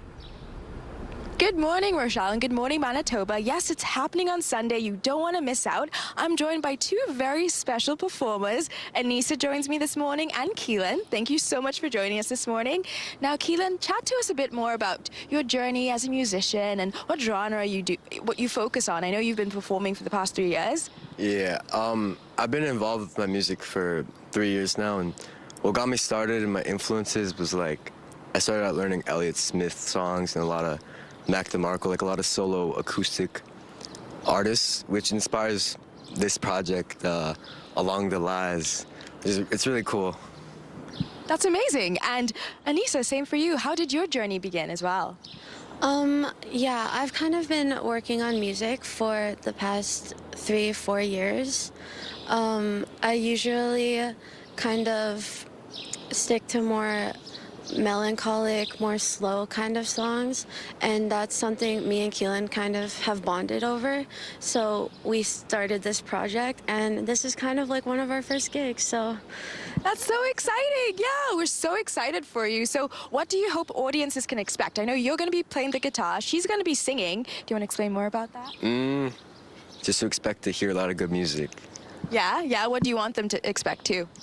I want them to listen. I want them to have a moment of peace. I want them to experience, I don't know, again, just like good music. We really love music, and we just want to share that with people. And the more people we can share our passion with, the better, I think. And what does it mean to be performing for Indigenous Peoples Day as well, that connection? It's really cool because I feel like growing up, I didn't see a lot of live music. And I feel like if I did, I would have started music way sooner. Yeah. 100%. Yeah? And what does it feel like for you to be performing for Indigenous Peoples Day? For me, I've been performing for a while, but this honestly feels a lot more important and so much deeper for me. Just to be standing, here on Indigenous Peoples Day, kind of embracing that part of me and, getting a kind of reach that normally I wouldn't have every day.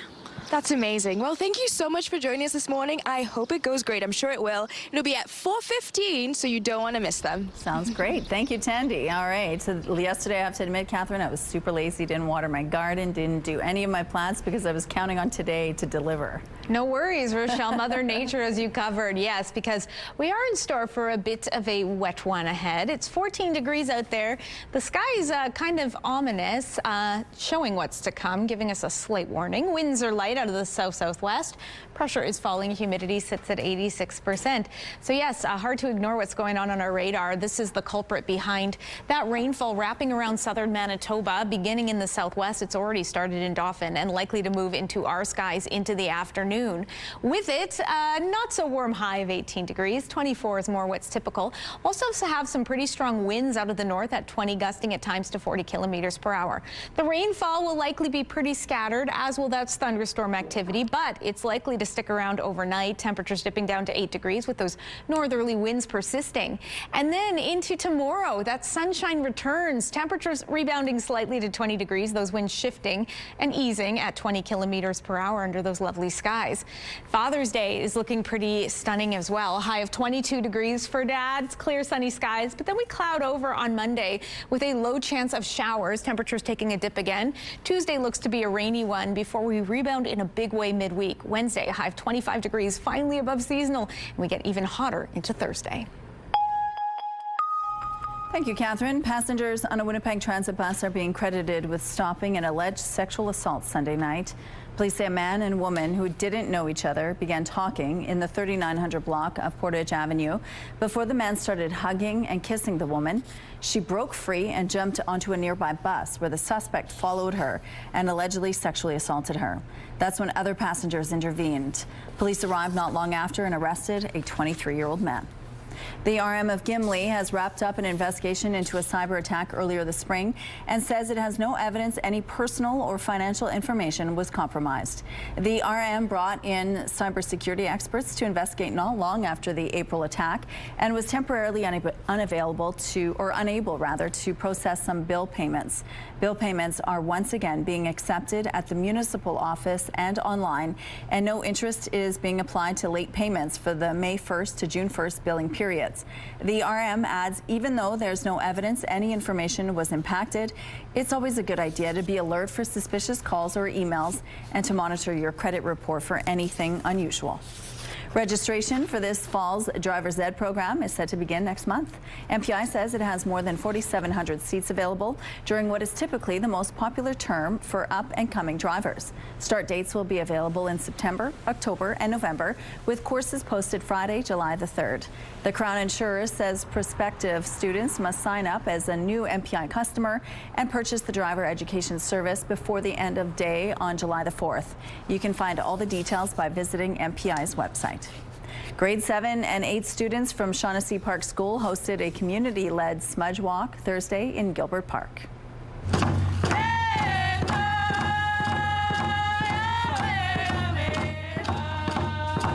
It was the third time the event was held. The focus providing a positive space for community members to engage in healing, establish cultural connections, and learn about the traditional medicines used in smudging. The event was also fully planned by the students as a way of teaching them transferable life skills. So these are kids who had trouble engaging in the classroom or even with attendance. So we wanted to build life skills, but more in a fun way, but also involve them in their community because this community is so big that we just want people to know that they have young leaders emerging. The day finished off with a large celebration and solstice feast at a community center. The Prime Minister has announced funding to build a new school and modernized health care center in Tumbler Ridge, BC. A new school for bright kids to learn, grow, and dream, and better facilities for the incredible healthcare workers who support those in need. The federal government and the province will each pitch in $100 million. The new school will replace the old one at the site of the horrific mass shooting in February that left 8 people dead. Carney said construction will begin this summer, starting with the removal of the existing school. The stage is set for battle over the leadership of the UK's Labour Party. 24,927. Former Manchester Mayor Andy Burnham has won a by-election to earn a seat in Parliament. Here's a reminder that in the UK, all candidates stand on stage as election results are read out. That's why you're seeing the robot and the fox. Now that he has a seat, Burnham can trigger or take part in a challenge to Keir Starmer's leadership. Starmer says this morning he will stand in any leadership contest. Imagine having 7 newborns to care for. The Whipsnade Zoo in the UK is celebrating the arrival of these cuties. These are the first cheetah cubs to be born in 15 years at the zoo. Staff say the birth of the cubs has been a huge boost for the conservation of northern cheetahs, which is an endangered subspecies. They're so cute.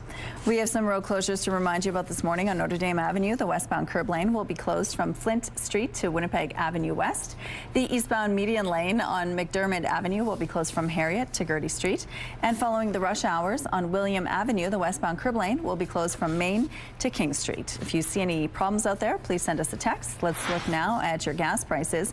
In Winnipeg, the average is $1.55, and it continues to fall. That was a lot lower than it was yesterday, and the lowest price in the city right now is $1.44. All this information is on GasBuddy.com. The Price at the Pump is brought to you by the Kidney Foundation. Help by donating your card today. It's 14 degrees right now outside. Those clouds are moving in. Your Morning Winnipeg is back after this short break. Stay with us.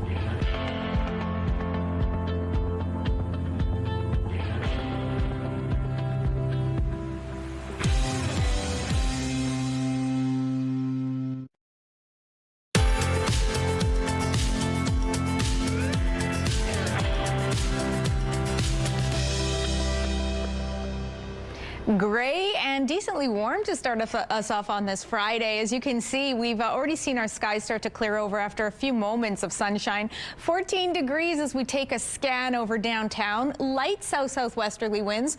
Pressure is falling. Humidity sitting at 86%.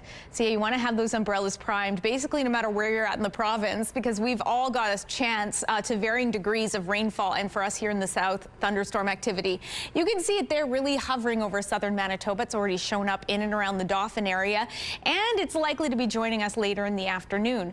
Meanwhile, a separate system has been impacting the northeast for the last number of days. It just won't leave, but the good news is tomorrow you're finally expected to get some sunshine, but not before another day of very light but persistent showers. Temperatures at 12 degrees in Thompson, 18 in Gillam, chillier in Churchill at 5 degrees, Island Lake getting up to 11 degrees.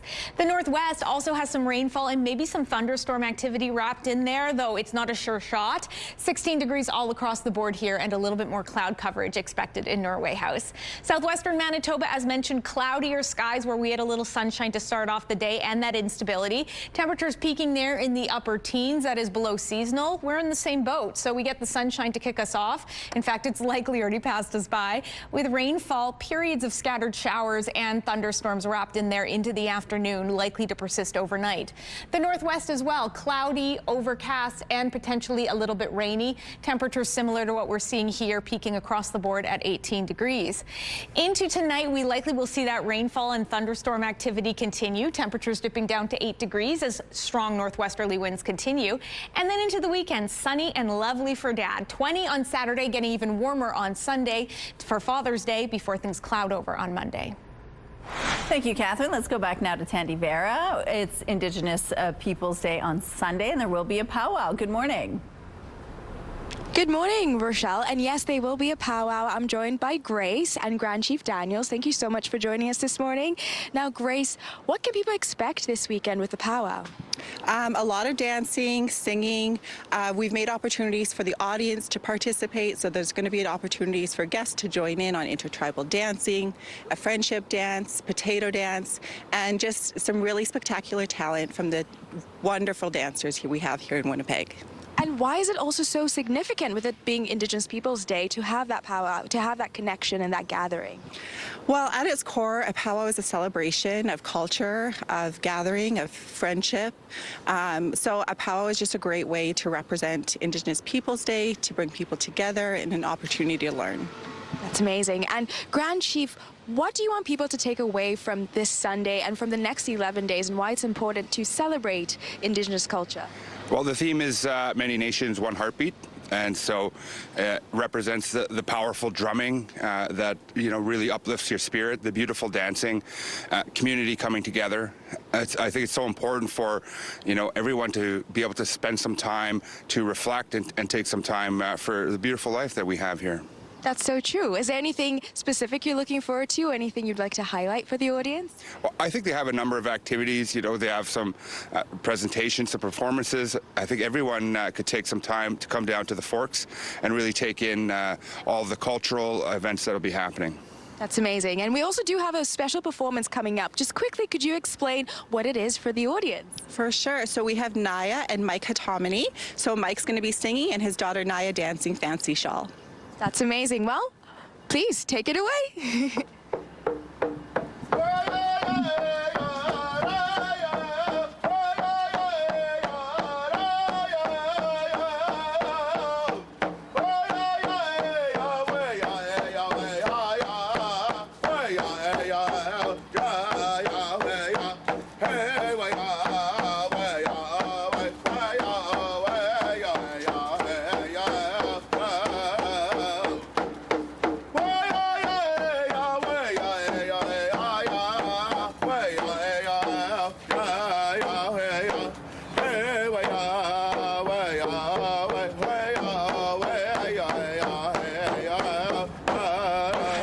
Thank you so much.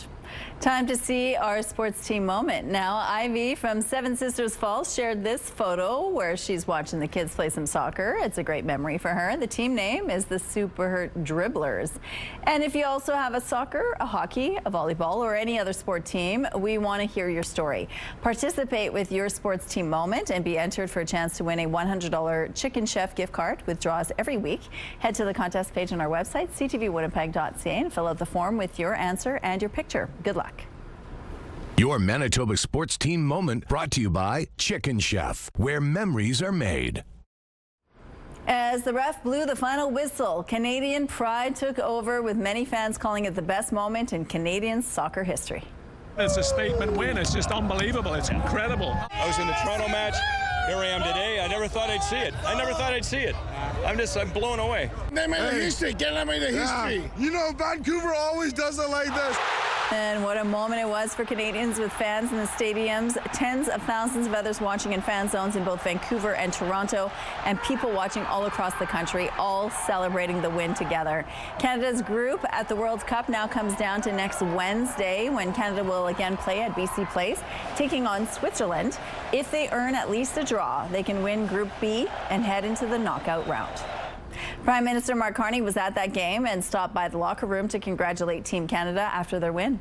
I couldn't be prouder as a Canadian, and on behalf of all Canadians, I just want to thank you for everything you put in to get here. You represent the nation, represent your families, your friends. The Prime Minister also acknowledged Ismail Kone's injury, telling the team that it's in moments like that that you see the true character of a team.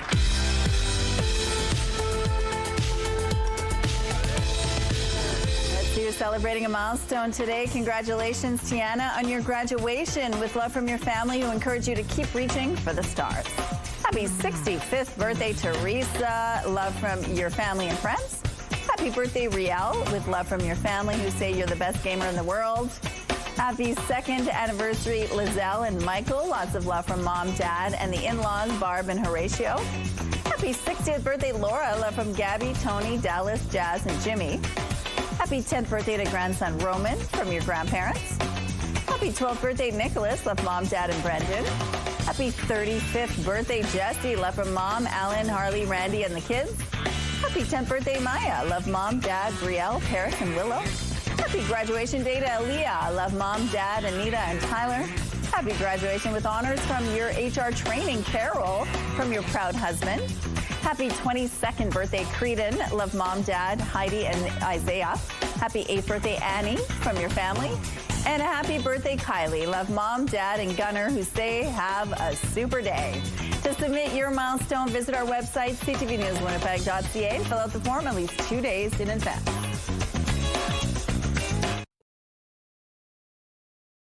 Weather is brought to you by Canadian Footwear, helping you find the perfect fit. I've been mentioning our sluggish temperatures. This gives you a sense of where we should be at.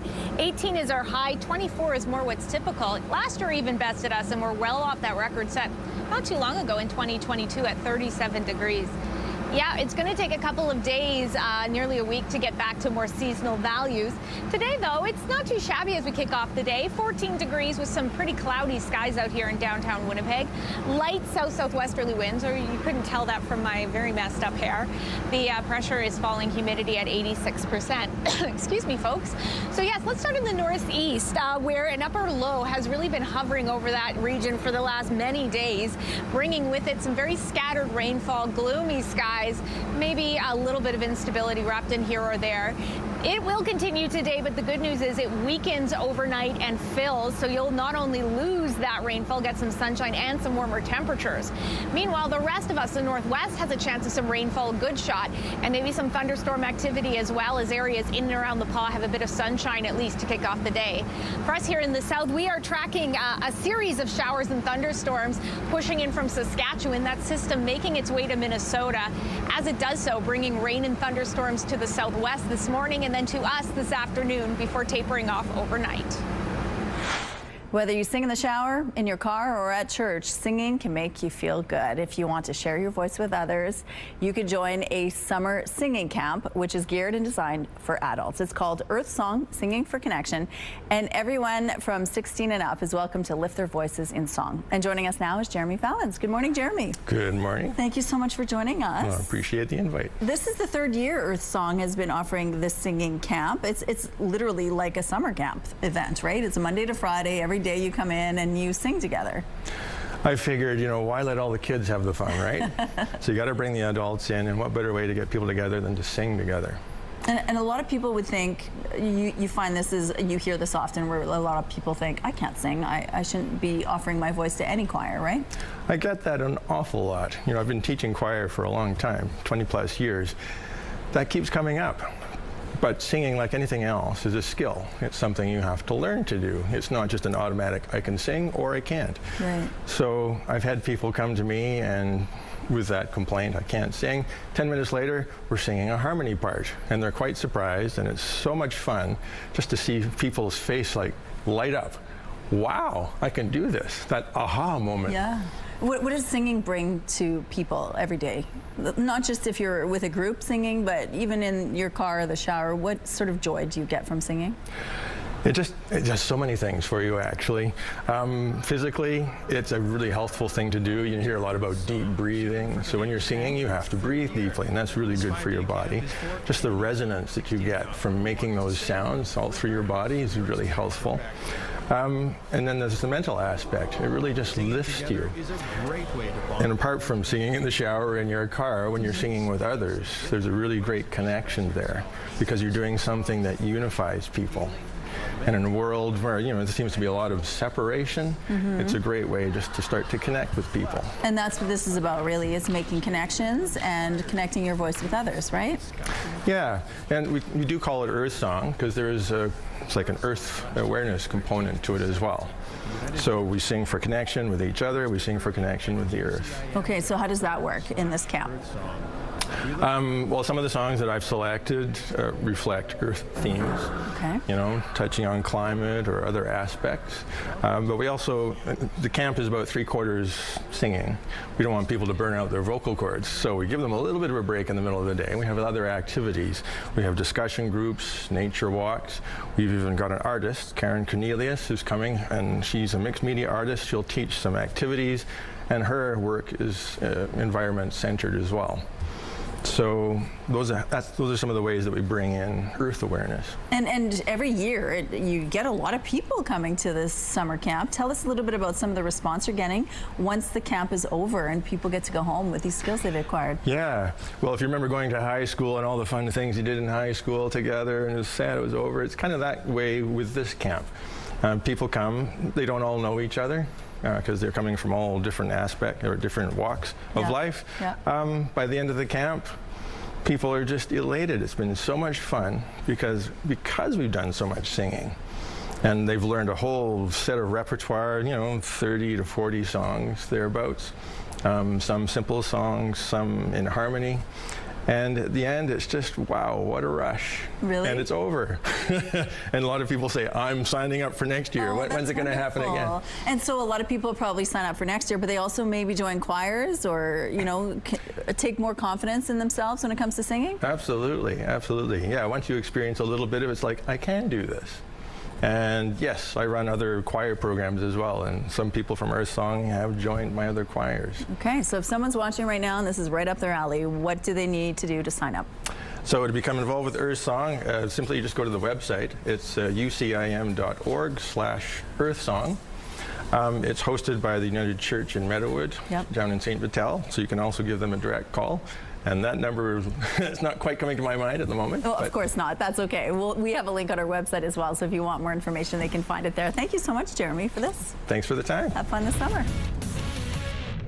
Welcome inside the Sports Center newsroom. I'm Adam Scully with your must-see moment from Thursday. And for it, we go to the pitch. Canada taking on Qatar in their second group stage match. 29th minute, Teja Buchanan shots blocked. Jonathan David there to bury the incredible volley. He'd end up with a hat trick in the match, the first by a home player in a World Cup since 1966. Canada earns their first ever World Cup win in a 6-0 blowout. It's a busy day on the network on Friday. The second round of the U.S. Open tees off bright and early, 6:30 a.m. Eastern, 3:30 a.m. Pacific. And our exclusive coverage of the FIFA World Cup continues with a quadruple header, beginning with the United States taking on Australia at 2:45 p.m. Eastern, 11:45 a.m. Pacific on TSN, CTV, and Crave. That's all for now from the Sports Center newsroom. Have a great day.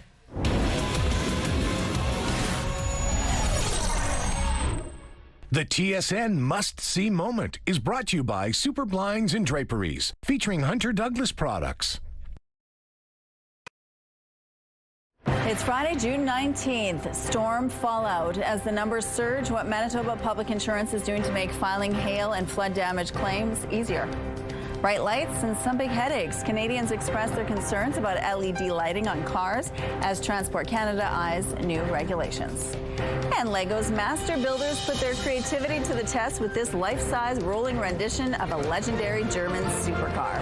Your Morning Winnipeg starts right now.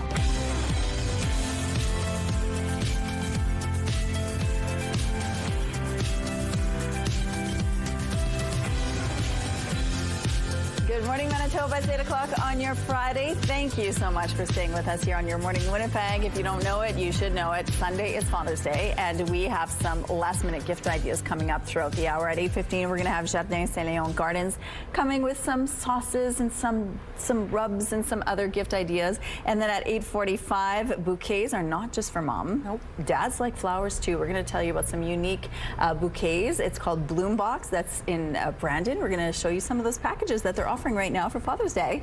But it's going to be a beautiful weekend, but we have to start off with some rain today. Yeah, a bit of a hurdle to get through, although some people love rainy days. I feel bad when I'm always like, bad news, it's raining. Some folks love it, and we know that we need some rain to keep everything green and nice. And today, we're going to be getting a good drink. 14 degrees out there. It is overcast as we await the raindrops. Winds are pretty light. Those will be ramping up, although they're currently out of the south-southwest at just 6 kilometers per hour.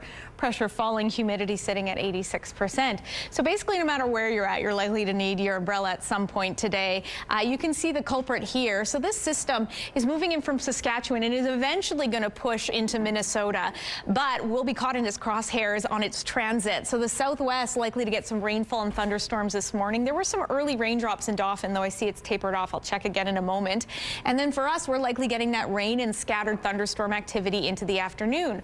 We're also looking on our future cast at this system here. It's this sort of long-standing system, it's been bothering you for the last couple of days. It hasn't been a non-stop deluge. It's been off and on, rainy and gray. That will continue today, but weaken overnight, finally bringing some sunshine. So as we see this taper off over the international border, that's the system we're dealing with, the tail end, the remnants, if you will, still likely to bring rainfall to us in the south central parts of the province and start to taper off a little bit into the southwest. Overnight, we could see some rainfall and thunderstorms continue, though it'll likely be pretty weak. And then this system here, as the evening progresses, you finally start to see it move out of your sky, weaken. And with that, you're going to start to see some warmer air wrap in. So finally, some temperatures rebounding. Into Sunday, look at that. We're nice and clear and sunny, and that's going to be the case through much of the weekend. But our temperatures still not really to our standard. 18 is what we're looking at today. 24 is what's typical. With it today, some strong northwesterly winds at 20, gusting at times to 40 clicks. Tomorrow, some slight improvements, and even more so on Sunday with Father's Day at 22 degrees. But we cool off on Monday with a little bit of rain. Your weather art of the day, this one drawn by a very talented 11-year-old named Owen. Just a beautiful pencil drawing there. Thank you so much for submitting. And if you would like to submit your child's weather art of the day, you can always visit our website, ctvnewswinnipeg.ca, and fill out the form. Your art is going to be shown on Your Morning Winnipeg, and it's also going to enter you into our monthly contest for a chance to win a $100 gift card from Crockadoodle at the Kenaston and Regent locations. The weather art of the day is brought to you by Crockadoodle. Spend quality time with loved ones and paint memories together. Winnipeg's mayor has greenlit a special meeting of council to address the city's drug crisis. The meeting was requested by Fort Rouge East Fort Garry Councillor Sherry Rowlands. In an open letter to both provincial officials and her council colleagues, Rowlands lambasted current efforts as ineffective. She says current spending on mental health and addiction services is falling short of what's required, and accused the province of leaning too heavily on community-based organizations. There's insufficient resources on not-for-profits that governments are leaning on, as opposed to having a primary health response and operational teams out. The province recently announced funding for a 24/7 two-person mobile overdose response team pilot program. However, Rowland says that plan doesn't address the root cause of the crisis. It's unclear what may come of the meeting, which the mayor's office says will be held sometime next week. Rowland says the agenda should include recommendations for a stronger response strategy and ways to advocate for a more provincial action. Last week's severe storm has left a lot of vehicles in need of repairs for hail, wind, and water damage. MPI has now launched a dedicated claims center to start fixing them up. It's all over the map. Usually hailstorms are pretty consistent, and this one we've seen very large to very small. So it was a bit of an unusual storm in that regard. There's been some very severe damaged vehicles that are coming through with huge dents and their windshield smashed out, and there's other ones that just have fine hail peppered throughout the whole vehicle. The Crown Corporation's Gateway Road Service Center will exclusively handle storm-related claims. The center offers initial damage assessments for affected customers, which take around 15 to 20 minutes. MPI says vehicle owners who have open claims can book estimate appointments online via MPI's web portal or at accredited repair shops. The center is aiming to service around 300 vehicles a day. The numbers have been larger than anything we've seen in our history. Right now, we're at about 22,000 claims. And for perspective, a large hail claim in Manitoba, a large hailstorm, is usually around 7,000 or 8,000 claims. The previous record in recent memory, going back to from my time, was about 16,000 claims in 2023. So this one has already surpassed that at 22,000 claims. John Bowering says MPI will likely receive between 30,000 to 40,000 claims by the end of the year. Most of the current claims are from hail-damaged vehicles in Winnipeg, while roughly 500 were caused by other storm-related incidents. MPI will keep the program running for at least the next 2 to 3 months. As of Thursday afternoon, there were appointments available online via MPI's web portal for as early as Sunday, and several thousand have already been booked. The center is open 7 days a week from 8 a.m. to 5 p.m. Excessive glare and blinding brightness. That's how many drivers describe modern-day LED headlights. They generate so much annoyance. Several 100,000 people weighed in on Transport Canada's survey on the topic. You can't see, you have to slow down, and yeah, it's not safe. It's like blinding. I feel like I'm going to go into the ditch because I'm trying to avoid going into someone else's car because I can't see. LED headlights help drivers see better at night, but it's not always the case for everyone else on the road. Because of these concerns over glare and excessive brightness, Transport Canada did a survey which closed in April, asking drivers for feedback. They received close to 380,000 responses, which Ottawa says will help inform them on work they're doing on headlight glare. CAA supports the federal government studying the issue, as other jurisdictions have put regulations in place. In Europe, there are rules around how headlights are installed and positioned to control where they beam, as well as a minimum and maximum brightness. They're even looking at strengthening some of those regulations this year because of the complaints around the brightness of the lights. CAA says there are tips that can help. Try not to stare into the oncoming headlights, focus on the road, and adjust your rearview mirror if you can curb the reflection. The master builders at Lego have outdone themselves. Check out this full-size version of the Koenigsegg Spear supercar. It's made from 327,000 Lego bricks, along with some real car parts, which makes this car drivable. For people who want to build one of these at home, Lego has a smaller version for sale. Here's a look at traffic now along Osborne Street. Traffic volumes are still light this Friday morning. If you have any traffic tips to share with us, please send us a text at 10400. Let's go now to Tandy Vera, who's live at the Forks this morning, getting ready for Indigenous Peoples Day, which is on Sunday. Good morning. Good morning. We're at the skate park right now, and I'm joined by a special guest, one of the board directors. Thank you for joining us this morning. Yes, of course. Now, how does skateboarding, art, and Indigenous culture all play together? Yeah, I think it really helps with like releasing that creative part of yourself and being like your authentic, truest self. And it also comes out through skateboarding and being creative. So yeah. That's so cool. And what can people expect this Sunday? Not just Sunday, but more of the days. I'll let you explain that. Yeah, so this Sunday and June 1st from 11 to 5, we'll be having programming and skateboards and helmets and gear that people can try. And there's also people can spray paint too? Yeah, we're going to have someone spray painting, so you can bring a shirt, or we'll have shirts here for you to spray paint. And you let me know that you started skateboarding during COVID. Like, how has that experience been for you, like being able to do that? Yeah, it's been so nice to connect with people in the community and just have a space that I can like release emotions and be creative on and off the board. And lastly, last questions before they show us some great moves. They already are right now. What's your last message to people that come on down to the skate park, even if they've never skated before? Yeah, it's so much fun. I think there's a part of yourself that you don't know is there until you start skating. Okay, amazing. Well, thank you so much for joining us. Right now, we're going to let the boys bust out some moves, so please take it away.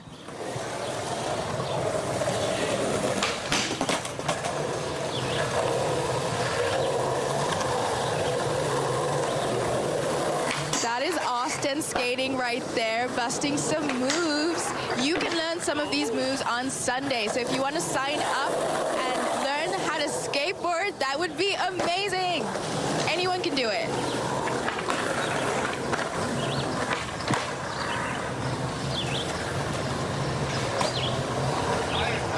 I don't know if I can do it, but they look great doing it. The Winnipeg Folk Festival is on the horizon, and we have a contest for you.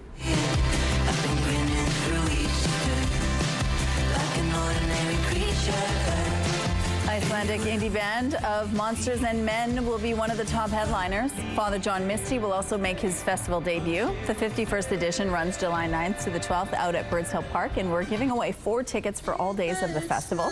To enter, head to the contest page on our website, ctvwinnipeg.ca, and don't forget to enter the keyword HAPPY. Good luck.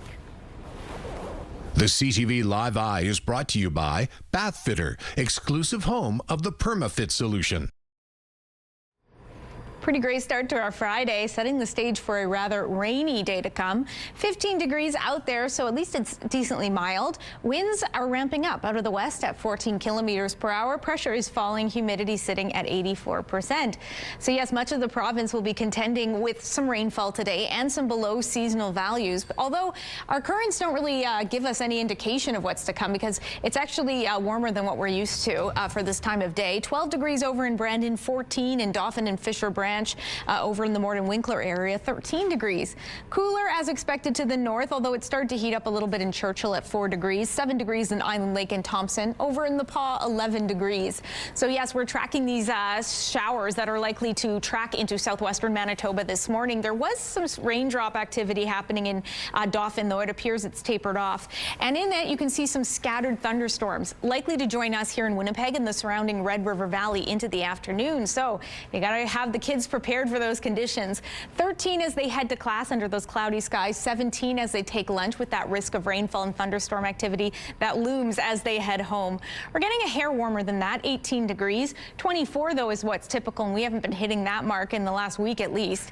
With it, some pretty strong northwesterly winds at 20 gusting at times to 40 kilometers per hour. They will persist overnight as well, as will our risk of rain and thunderstorms. Temperatures dipping down to 8, but our skies clear out nicely with a lovely and sunny weekend to come. 20 degrees on Saturday, heating up into Father's Day on 22 degrees, but we cloud over on Monday with a low chance of showers. Don't have a Father's Day gift yet? Well, we've got you covered here on Your Morning Winnipeg. Stay with us. We've got some last-minute gift ideas.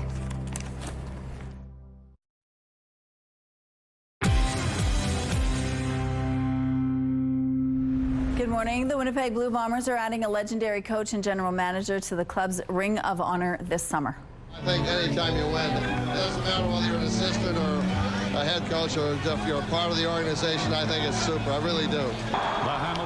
Cal Murphy steered the Bombers to a Grey Cup victory in 1984 from the sidelines and 2 more as GM in 1988 and 1990. Murphy, who was born here, was inducted into the Winnipeg Football Club Hall of Fame in 2002 and the Canadian Football Hall of Fame in 2004. Murphy died in 2012. A statue of him was unveiled outside Princess Auto Stadium in 2017. He will be honored at halftime on July 30th when the Bombers host the BC Lions. Sunday is Father's Day, and if Dad is into grilling and barbecuing, Saint Léon Gardens has many local options to choose from. And joining us now from Jardin Saint Léon Gardens is Colin Rémillard. Good morning, Colin. Good morning. How's it going? Hello. I'm well. Thank you so much for joining us. Now, really, last minute, it's not really a good idea, but you make it easy for those people who need to get a last minute gift for Dad. You brought so much here. Truly, I couldn't stop myself. I went through the store and just picked up every local product I could find a Dad would maybe enjoy. Okay. I think the most important is flowers, though. I think we overlook the importance of flowers for Father's Day, and because dads like flowers. Dads like right? flowers, and we, dads barely get flowers, so make it a little trip. And it doesn't have to be from Jardin Saint Léon Gardens. It doesn't have to be for our store, but pick up a bouquet. It's and nice then the options are endless. Okay, let's start on this side. So what do we have here? We have it was tough to pick only a few local bakeries. We have a ton of local baked goods. To be honest, our baked section of the store keeps growing every year, and with reason. People like carbs. People like bread. This is from Gâteau Bakery, a local bakery in Winnipeg. Okay. They make a killer sourdough. This is their sourdough. Looks beautiful.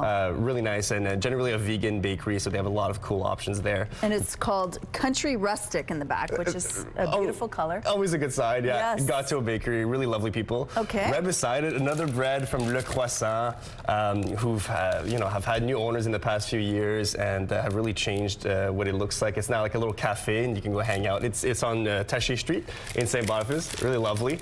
And they still make the classic baguette, which honestly I would think, even if you're not celebrating Father's Day this weekend, if you're doing any sort of dinner in the next few months, a baguette is a must. Oh my goodness, a little bruschetta for Father's Day? Why not? Okay. Right beside it, we have Pine Ridge Hollow, which has started packaging their famous beet chips. It's I think one of their biggest seller at the restaurant at Pine Ridge. It usually comes with a little dip. We do not have the dip just yet, but the beet chips themselves are lovely. Locally made. You could delude yourself into saying it's healthier than a chip. There we go. I like to do that and eat a whole bag, so there we go. The hat is lovely as well. If Dad is into hats or he needs to protect his noggin. He should, and always wear a hat when you're gardening outside. The sun is not good for the skin. This is what we call a dad hat. We literally call them dad hats at the store, not just because it's Father's Day, but it makes us think of our dad too, who used to always wear a old little farm hat like that. So we want to speak about your dad for a moment, because back in 2018 in July, we have a photo of showing Kenny and I actually in your dad's urban garden and doing a hit with Chef Ben Kramer. It was lovely. I remember the morning. It was like a beautiful sunny morning. Ben was just cooking I guess he was making a salad or something. Yeah, I remember with the lettuces our dad used to grow in the urban garden. I don't know. I remember this moment being very, very pleasant, and it was a really beautiful morning. And your dad has since passed, so Father's Day is even more special for you, I'm sure, when you think about your pops like that. Yeah, like obviously the kids and our cousin took over the family business in 2016. So there's obviously like a huge amount of our dad in our day-to-day lives. Absolutely. Our mom is still living and she's still occupying her time in the business as well. Yeah. But yeah, 2022, big year, big changes. But it was nice to see, like in 2018, you coming to the market, to the garden. It was fun. He was very, very kind to us and let us hang out at his place. All right, take us back to what we got here. Yeah, I just want to mention like Sarah Neville cards here. Really beautiful little greeting cards with cute little puns on it. So cute. There's so many different. I don't think we'll have time to go through everything. There's a ton of local coffees as well. Now we're getting to the sauces for grilling, barbecuing. Kilter Brewery makes like a fun little hot sauce, which is really lovely. I just want to shout out to Aroma Bistro and I guess Shirley's Restaurant for their delicious chili oils. You don't have to be into like spicy things to enjoy chili oil. They're not that spicy. Don't be too afraid. Just add it to vegetables, add it to rice, and it makes for a delicious addition. Again, locally made products that you're supporting local, which is always important when you're thinking about gifts. What else? The asparagus is the only thing, like one of the main things I'd mention is that right now asparagus is in season. Go get it wherever you can, any garden center or any farmer's market. Asparagus is the first product to start in the spring. It's the first shoot to shoot up out of the ground. And they're so delicious. And so delicious, and like we were talking before the show, like you can almost eat these raw. You can add these to salads, fry them on the barbecue for a few minutes, few seconds, and just eat it right there from the grill. Oh my gosh, it's lovely. So many great ideas, Kane. Thank you so much. Pleasure.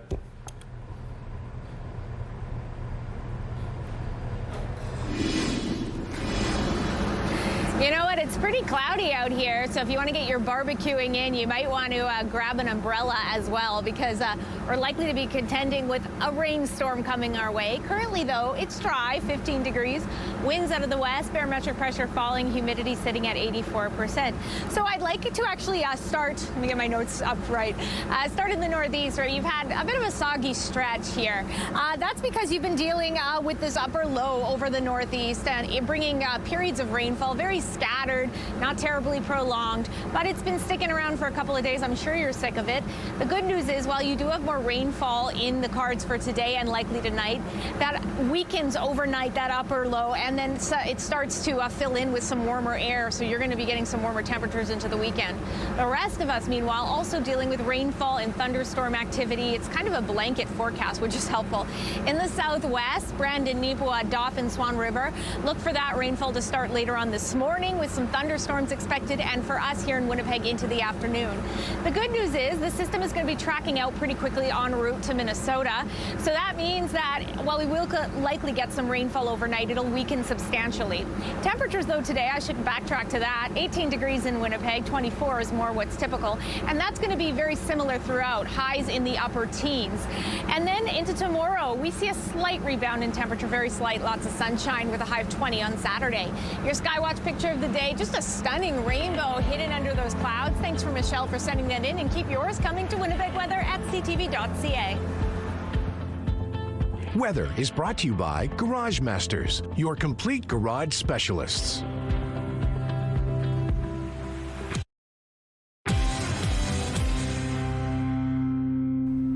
Summer is all about making memories, not spending your days cleaning. And whether you're dealing with kids home from school, pets tracking in dirt, or guests popping by unexpectedly, keeping your home fresh can feel like a full-time job, honestly.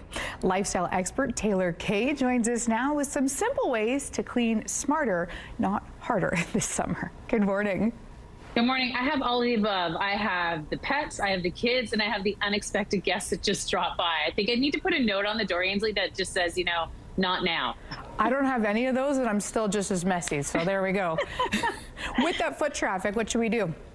Well, you know what? And I've got a lot of fun things here from Swiffer. I have the Swiffer Power Mop. It's my new best friend. It's one of those products that makes cleaning feels so much easier because it does the hard work for you without having to pull out a mop or bucket. The pads have over 300 scrubbing strips that help break up sticky messes and dirt. They have a 360-degree swivel head, which is amazing. Gets into those annoying places like around the toilet or under furniture, or my least favorite place to clean, the baseboards. So using those 300 scrubbing strips, that helps.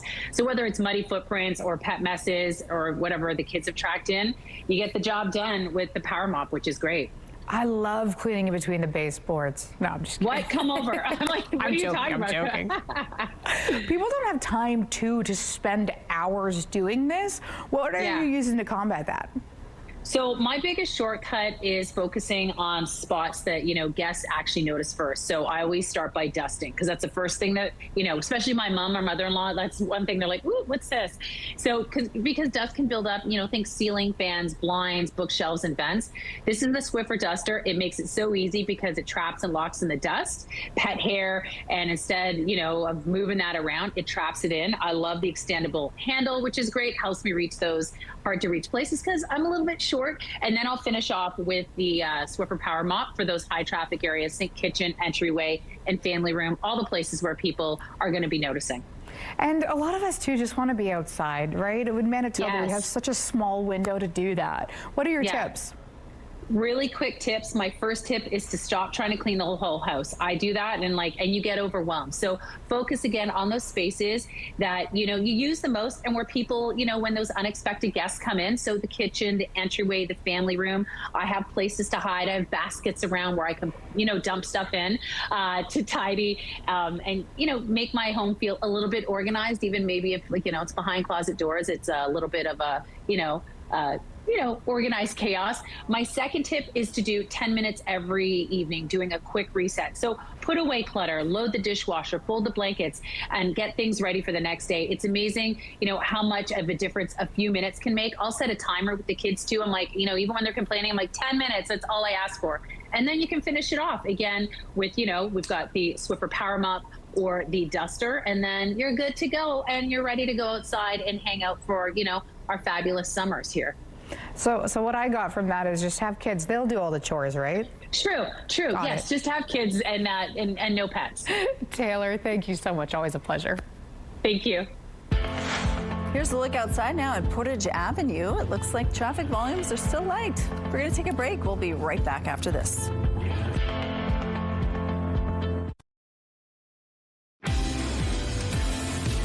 Certainly clouding over out there in downtown Winnipeg. It's 15 degrees with some westerly winds ramping up this hour at 14 kilometers per hour. Pressure falling, humidity at 84%.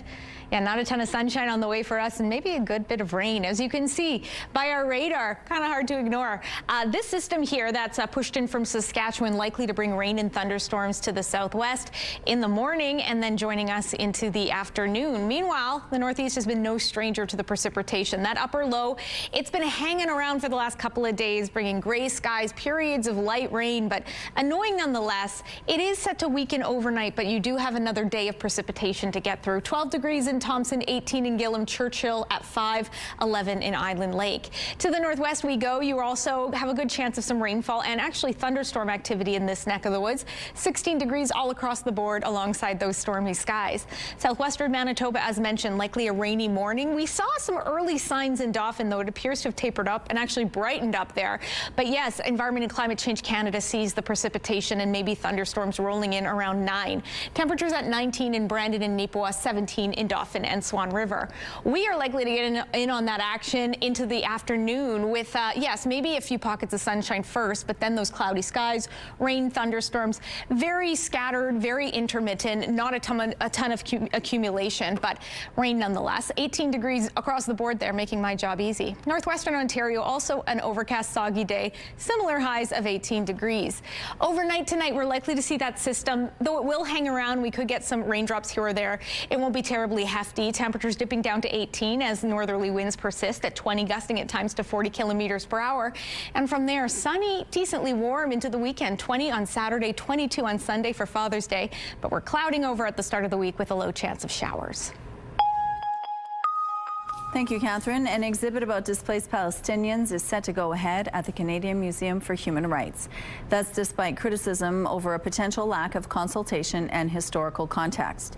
The exhibit opens next Saturday and focuses on people affected by the Nakba when 750,000 Palestinians were forcibly displaced in 1948 during a fight over control of what is now Israel. Jewish groups say it could fuel anti-Semitism by not providing context, such much as acknowledging the roughly 850,000 Jews who were forced to flee Arab countries in the years after Israel was established. Museum CEO Aisha Khan says the exhibit aims to tell one community story to create awareness and not to tell the whole history of the period. An NHL star is expected to announce his retirement today. The Winnipeg Jets have scheduled a news conference at the Jonathan Toews Sportsplex for 11 a.m., but didn't provide further details. But TSN's Darren Dreger is reporting Winnipeg Jets forward Jonathan Toews will hang up his skates after 16 NHL seasons. Toews returned to the NHL last season with his hometown club after a 2-season hiatus due to health-related issues. During his end-of-season interview availability in April, Toews was non-committal on his playing future, but hoped to stay in Winnipeg. Canadian MPs are now on summer break. The House of Commons adjourned after what the Liberals say was a productive sitting. In the spring sitting we are finishing today, MPs passed 21 government bills in the House in 14 weeks. Key pieces of legislation the government recently passed include a series of justice bills, legislation to implement the measures promised in the budget, and the bill granting police new access powers. There are also several bills now on hold until the fall. The Conservatives are slamming Prime Minister Mark Carney for not getting enough done and for skipping dozens of question periods. Quantum computing is still in its infancy, but it has the potential to revolutionize nearly every aspect of modern life. CTV's Austin Lee reports. Considered by some to be the biggest technological leap in modern history, quantum computing is coming, speeding up the time it takes to tackle complex equations with unimaginable speed. And U Ottawa professor Anne Broadbent has a front row seat. We're talking not just a few minutes or a few seconds. We're talking about fundamental new approaches that allow us to compute problems that would not be achievable in the lifetime of the universe. Imagine you need to find one specific document in a room full of filing cabinets. A modern computer would look through each drawer one at a time, while a quantum computer would go through each cabinet simultaneously.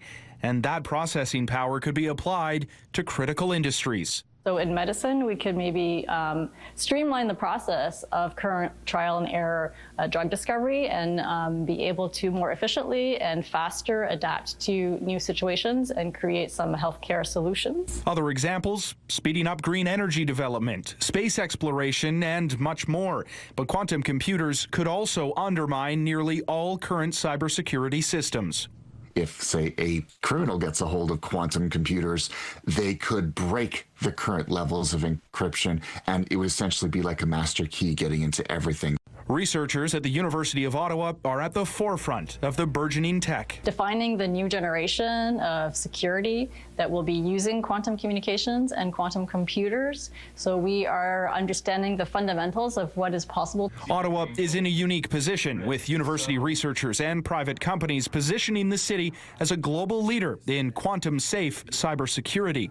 Ottawa probably has the highest density of cryptographic expertise almost in the world.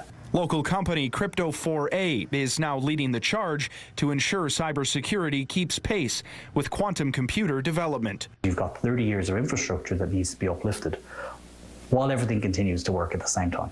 Austin Lee, CTV News. Here's a look now at traffic along Donald Street. Traffic volumes have been pretty light throughout much of the day today. If you encounter any problems out there, please let us know.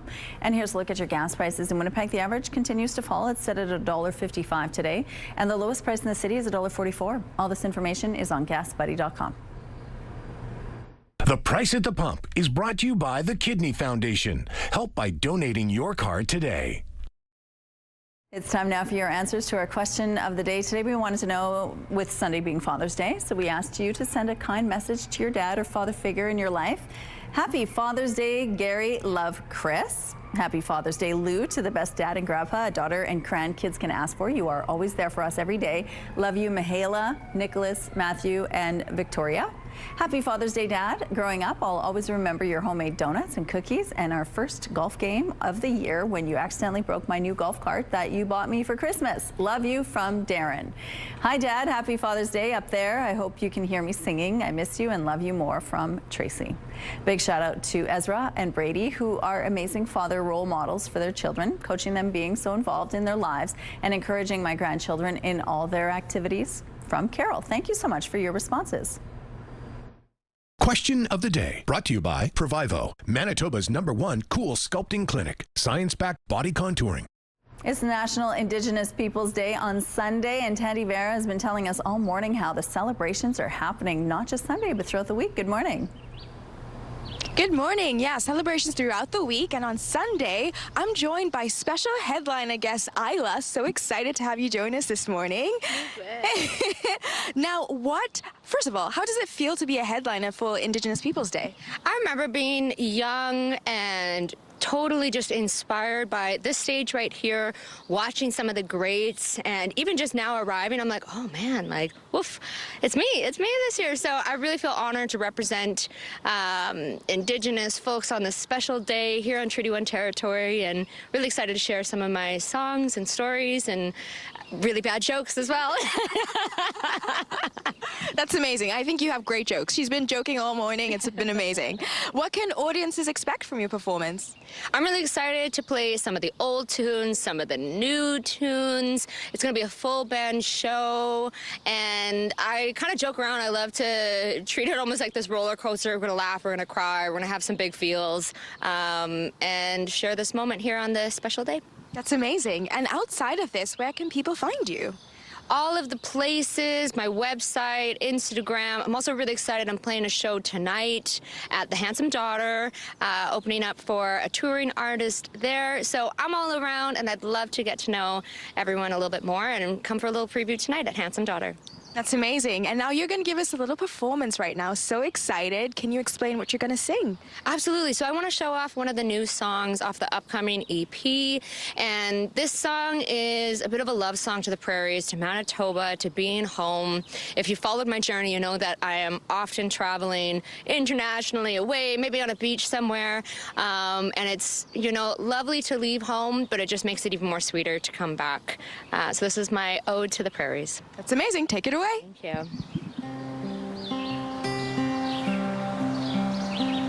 Manitoba sunsets will always bring me home. Northern lights at night leave a presence in my soul. No matter where I go, I'll always return. You can take the girl from the prairies, but you can't take them out of her.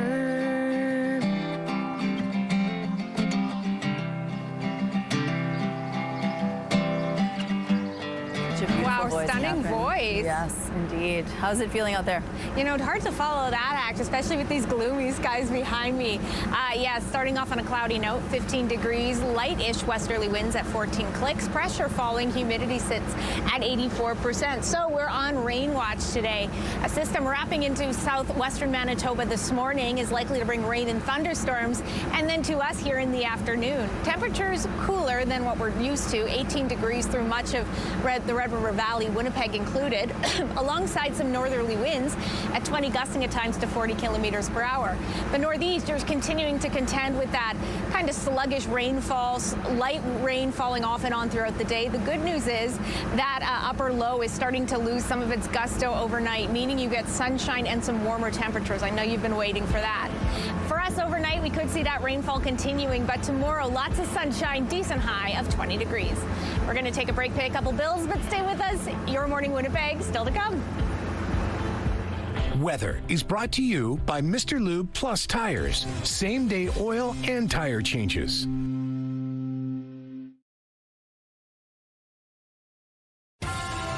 Have a news tip? When you see news happening, let CTV News Winnipeg know. Text your tips, pictures, and videos to 10400. That's 10400. Message and data rates may apply. A father saved the day and became an online hero doing it. ABC's Danny New has the story. Somebody threw my phone down. As we gear up for Father's Day this weekend. Oh, you the man, bro. Wow!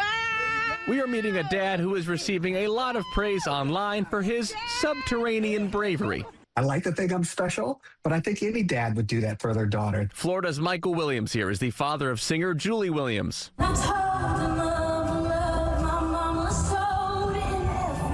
who is currently on tour with the Dolly Parton Symphony Show. A few weeks ago, Michael came to see his daughter perform in Kansas City and suddenly got a call from Julie saying her phone was stolen out of her backpack during a workout class. I knew that if there, for some reason, would have to be a confrontation with somebody to get the phone, I was like, I need to call my dad and make sure that he's there. But it turned out Michael was already protecting Julie before he even got there. Because Michael works in IT, and being a protective father, he had put so many safety features on her phone that Julie says the thief most likely gave up on trying to break into it and just chucked it into the sewer. She then located it by using the Find My iPhone feature on her instructor's phone. She was like, I would expect you to be freaking out a lot more, you're freaking out a lot more. And I just thought to myself, I'm like, I'm so grateful that I have my dad to call. Thankfully, Julie and her dad were able to flag down someone from Kansas City Public Works who quickly made some calls. Oh my gosh. Soon, a whole battalion of fatherly men swooped in to help. Wow! Before Michael dove into a dirty-looking sewer to at last retrieve his daughter's phone. Now, this video has picked up thousands of views online, with even Grammy-winning recording artist SZA commenting, quote, "Always a bald black daddy, love mine." It was beautiful to see the nature of the comments of people sharing the stories about their own fathers and shouting out mine. Shouting out you, Michael. Yeah. And Julie said at the shows in Kansas City, which her dad was at, she gave him a big shout out on stage for saving her phone. And then the whole crowd cheered for Michael. In New York, for ABC News, I'm Danny New.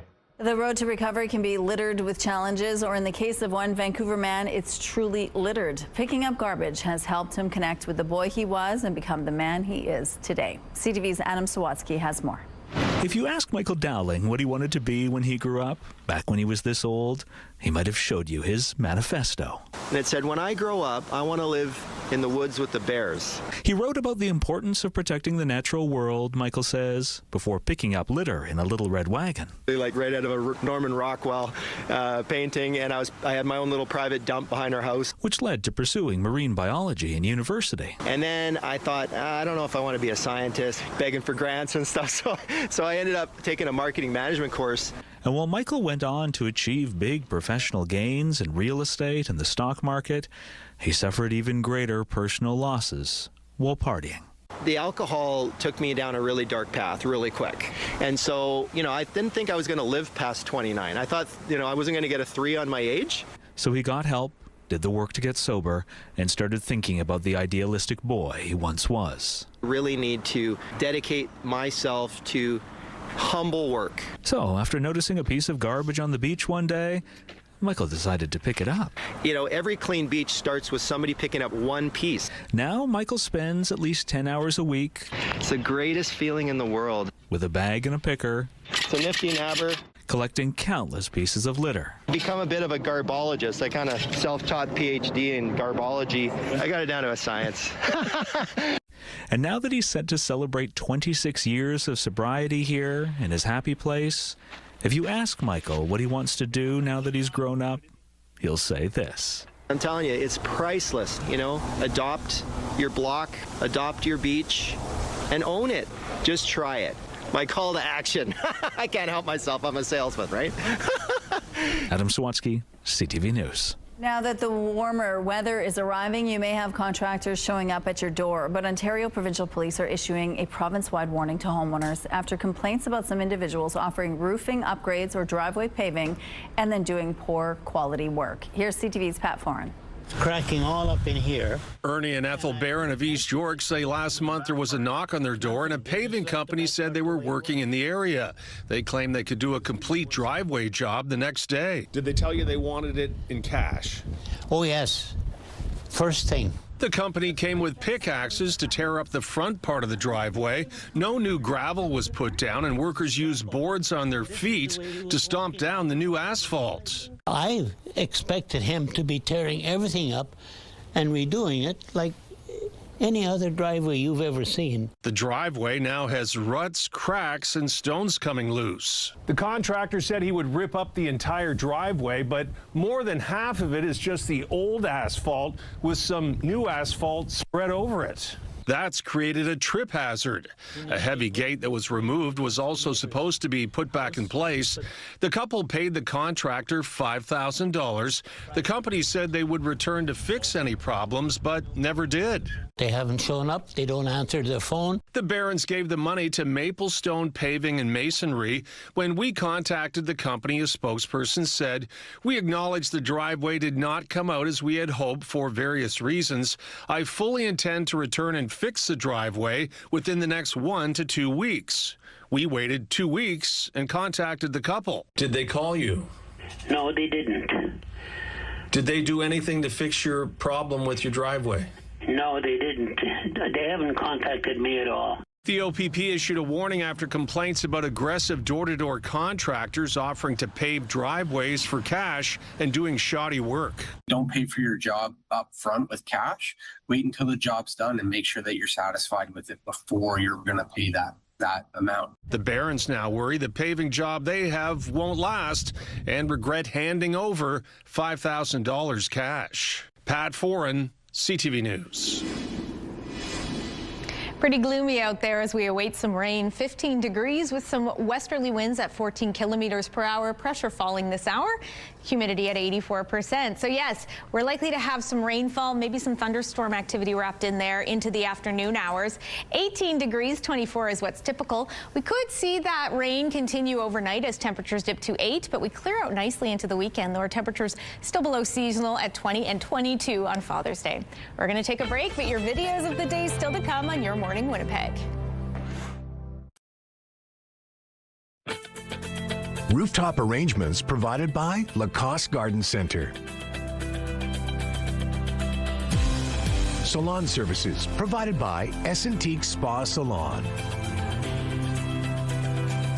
Well, before we say goodbye, we're going to show you some fun video. We kick things off with a dad and daughter duo covering a classic.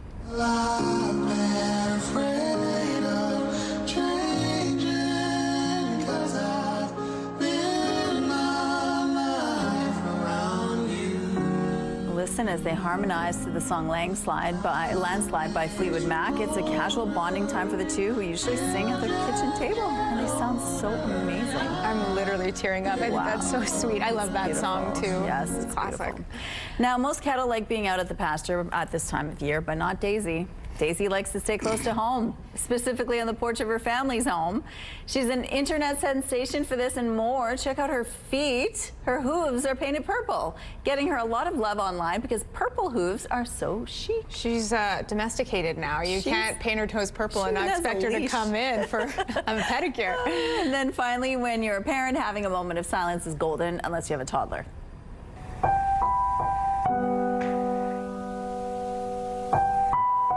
Mom got a little suspicious when she couldn't hear her little one. She went out to check it out and found her toddler putting stickers all over the dog.